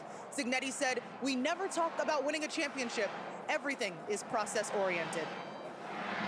And he's always coaching too, Zora. We saw him on the sideline before this drive started in the huddle with his backup quarterback, Taven Jackson. He had a look on his face in the kind of volume that would say it was 47-46. That's exactly right. Still need to see a smile by Cignetti. Might not get it till the end of this game, and that's iffy at that point. Kalon Black off the right side picks up 1. He probably won't get it, I guess, till he gets home in his recliner, like he told us. A great story. Fun talking to him this week. He said, He's had the same recliner for 35 years, gone with him every step of the way. And his joy is on Saturday evening, gets home, see who won, see who lost. He's got a couple hours there to relax, and that's his happy time each week. Come on, Coach Cignetti, give me a smile, buddy. Talked to us this week about his JMU transfers, 13 of them coming down and playing with him. See what happens here on this play here, second down. But he's got multiple starters both sides of the football. Jackson handed off late that time up to the 38-yard line, but he said it's a group of guys that are close-knit. They love winning together at James Madison. A lot of them from Virginia, like Elijah Surratt right there, and that's where James Madison is. He said they all have this attitude of, why didn't Virginia offer me out of high school? Why didn't Virginia Tech offer me? Well, the chance to come with Cignetti to Bloomington gave him that chance to compete and succeed at a Power 4 conference. Yeah, they definitely play with the little chip on their shoulder across the board. But I think that trickles down from Cignetti. He kind of coaches with a chip on his shoulder, doesn't he? He's out there to prove something every single week. Said he's always had something to prove, and he finds that chip every week, no matter what the record is. Letting the play clock run down, just trying to milk this clock and trying to stay in bounds. Is Kaylon Black. You know that's been an instruction on the sideline. Picks up 3.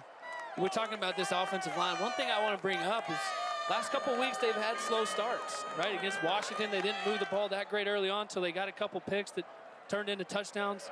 You know, today they didn't score a point in the first quarter. You can't really do that when you're playing the Michigans and the Ohio States of the Big Ten, and so that may be a point of emphasis for this O-line. Like, hey guys, we got to protect, we got to run the football, we got to start fast. I think that's an area that they can focus on next week. You could yawn when you're up 47-10 late in the fourth quarter. David Jackson filling in, stepping in for Curtis Rourke, and that's another gain that's enough for a first down on 4th and short. Kaylon Black has come on strong here, getting some time in the fourth quarter. I mean, 2 fourth-down conversions in your own territory, running the clock out. 4-minute drill. You don't do a 4-minute drill is when you got the lead and you're trying to ice the game by holding the football. You want to be the one that has the football at the end. And you know, this is going to be teach tape for them when they look at a 4-minute offense going on 2 fourth-down conversions backed up in your own territory and getting them. Take this right down to the 2-minute timeout. You see how synced the play clock and the game clock are. Indiana fans have been feeling that way since early in the second quarter. They erased that 10-0 deficit and just took off from there. Indiana fans not going anywhere. 2-minute timeout. There's a lot to celebrate for the unbeaten. Top of the list. 37-point lead late in East Lansing.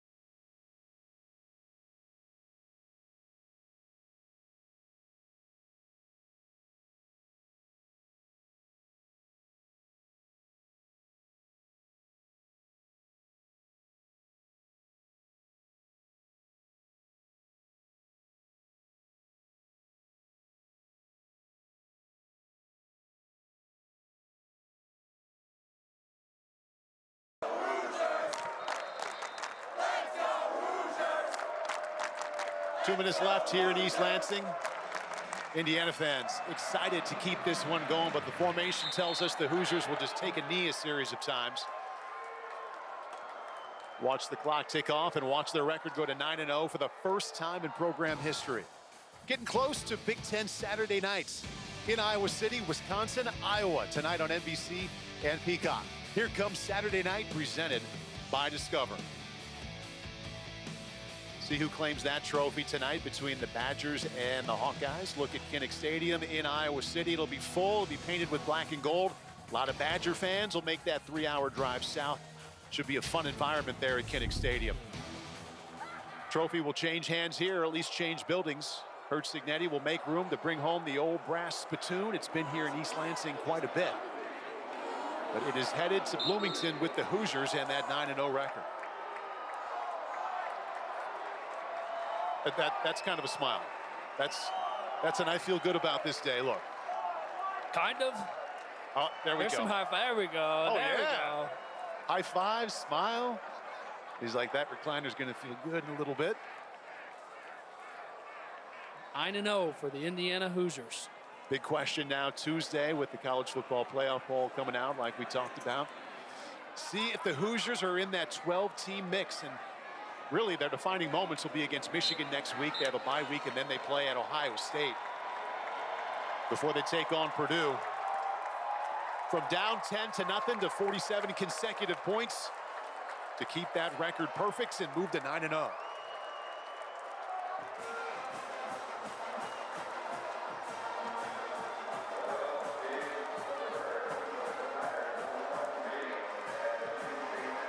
Old brass spittoon. Outside linebacker Jalen Walker carried it off. He played at James Madison last year.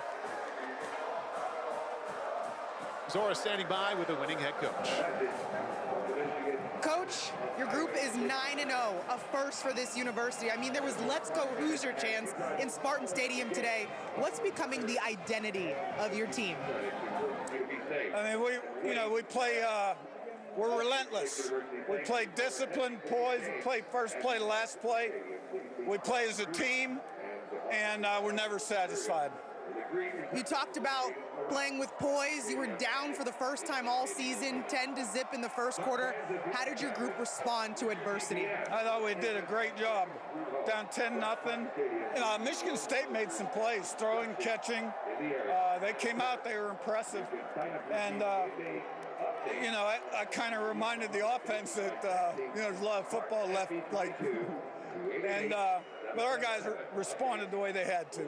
That football that was left over included 47 unanswered points. How'd your group pull that off? Turnovers, we got some turnovers. We made some things happen on special teams.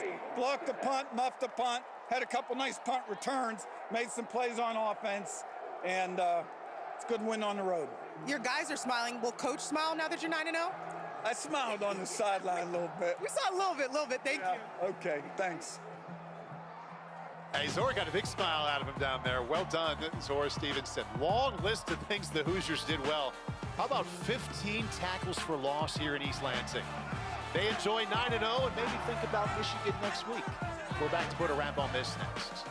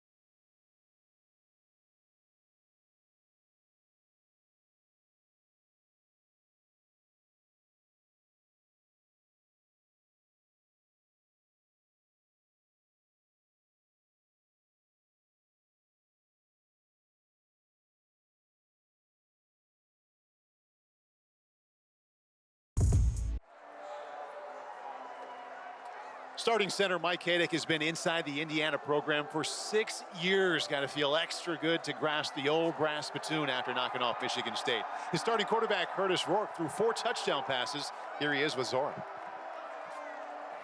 Curtis, when you transferred to Indiana, how much did you imagine going 9-0 in the special start that you all have had? It's something that we've been working towards for a while, and so when I got to know the guys and got to know the plan and Coach Sig and the whole coaching staff and the vision that they had, I knew we had something special, and so I'm just glad we were able to live it out. First game post-thumb procedure, I know you had the glove/splint on it. How'd everything go from your perspective? Yeah, it was good. It was good enough to play. I wanted to be out there. Shout out to Dr. Reddick for doing a great procedure, and the whole training staff here at Indiana helped me get right and helped me be able to suit up and play today. So thank you. 5 different people scored today. What's your thoughts on the depth of this group? Yeah, it's been something I've been saying all year long. We have the deepest room, receiver room, running back room in the country, and so if you can get the ball in the hands, then we're going to be in good hands. So thank you. Congrats. Appreciate it. Thank you. Now 19 touchdowns and only 3 picks on the season. Curtis Rourke leads his team to 9-0. Curt Cignetti, where is that old brass spittoon? Mike Haydick had it, hands it off to the first-year head coach. 1-0 against the Michigan State Spartans.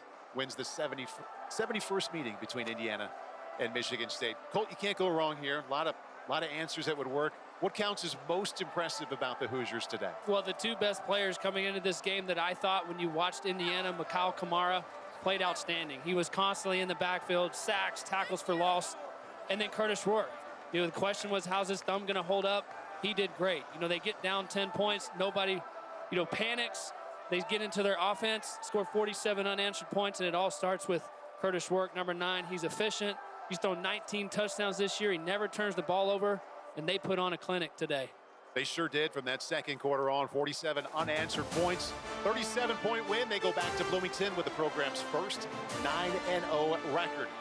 On NBC, a few minutes from the top of the hour, go to Iowa City, the Badgers and the Hawkeyes. Thanks for being with us here in East Lansing. For Zora Stevenson, Colt McCoy, and our entire crew, I'm Paul Burmeister. Thanks for spending time here with us in East Lansing. Enjoy the game in Iowa City on NBC and Peacock.